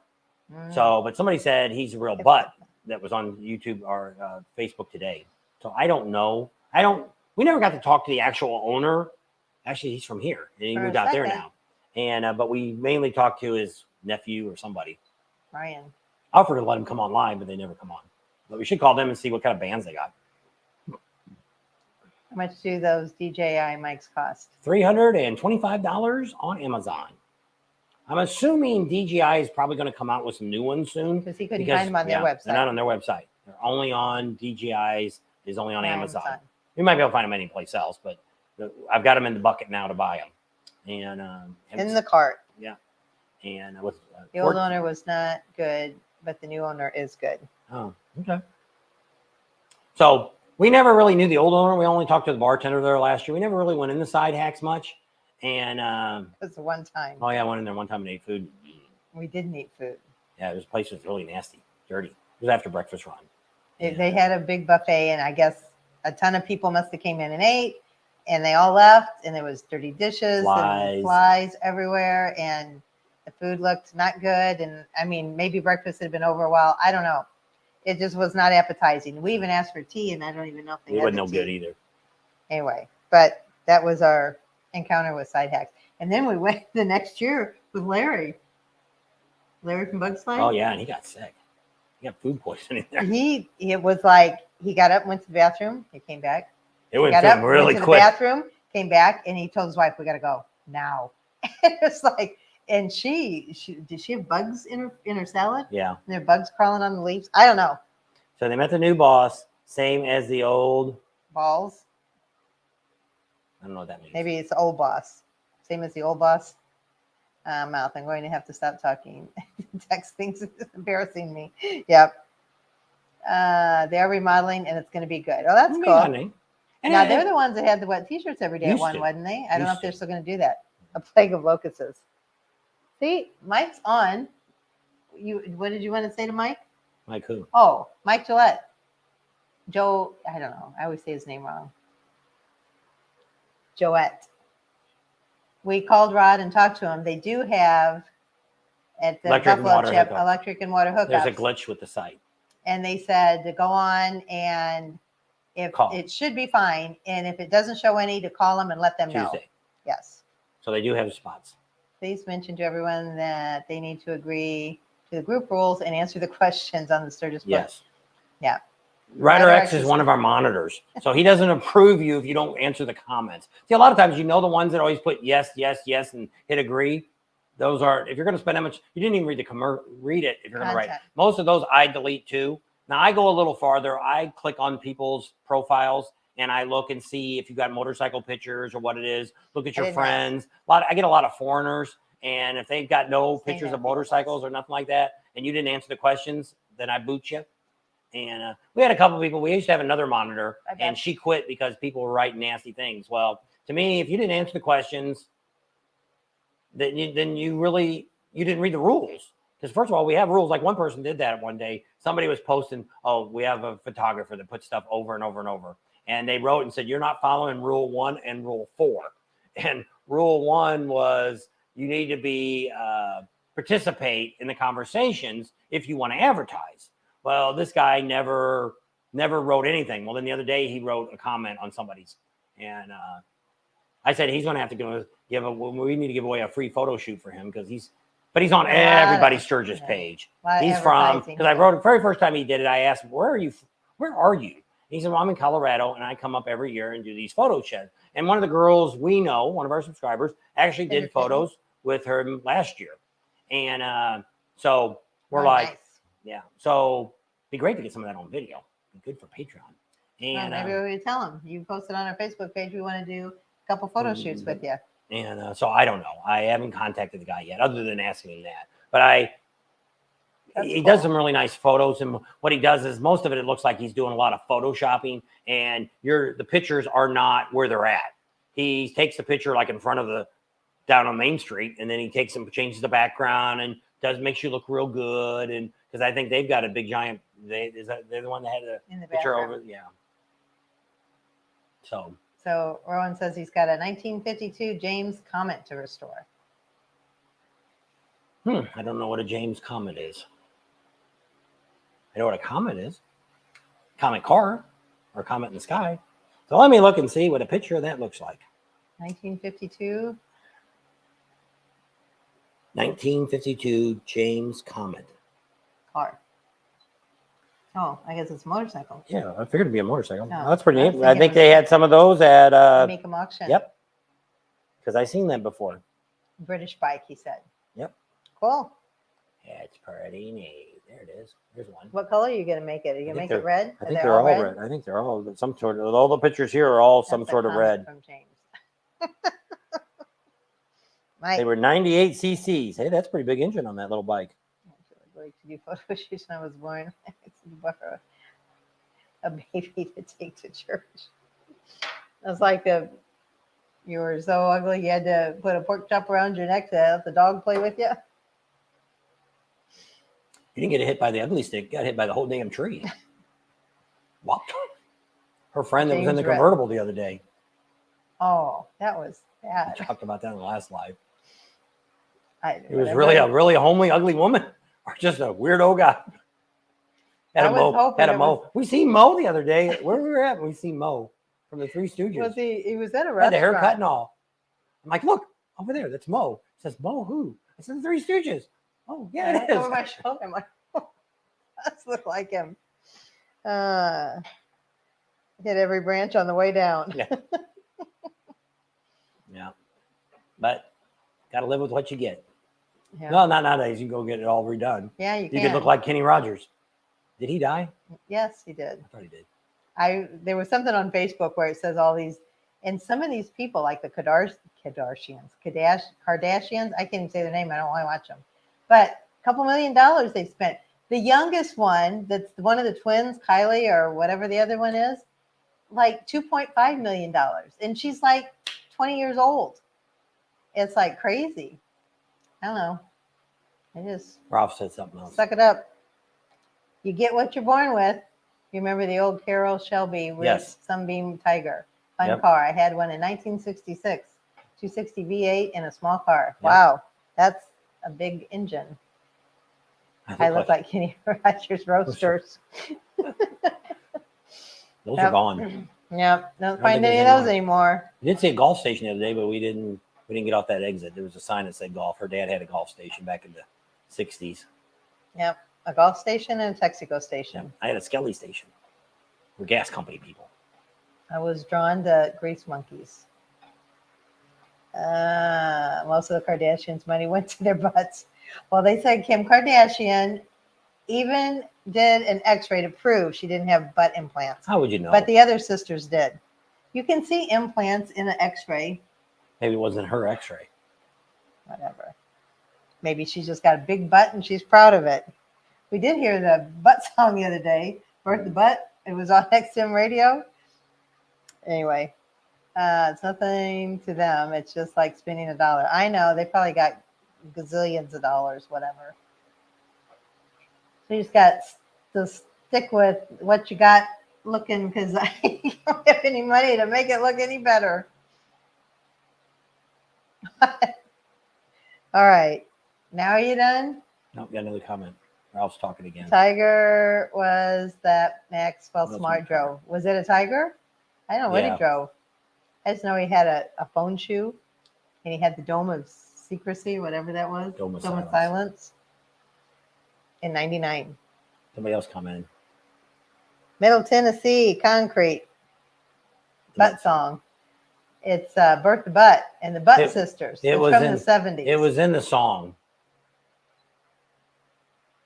You know, she's one of the Butt Sisters. What's called? Hey. That's Fat Albert. That's not the same thing. Here comes the Butt Sisters. You're definitely doing a half-ass job and still a ton of work. I don't know. It's a lot of money. Well, even they said, what's his name? Barry Manilow has had like $750,000 share, which I was really shocked. Only says she's had $250,000. I think she does that every quarter. Not her whole life, because she's Bertha Butt, Bella Butt, and Bathsheba Butt. Is that what they were? I only knew Bertha. I never listened to the rest of the song, I guess. Is that what all their names were? They were all started with B. The Butt Sisters. I keep thinking I like big butts and I cannot lie. You weather brothers can't deny. Be some Sir Mix-a-Lot. That 1-900 Mix-a-Lot. Kick them nasty thoughts. Baby got back. That's Baby Got Back. I was thinking the Butt Sisters. Yep. All right, I guess we're done. Thanks for hanging out with us tonight. We really appreciate all you guys.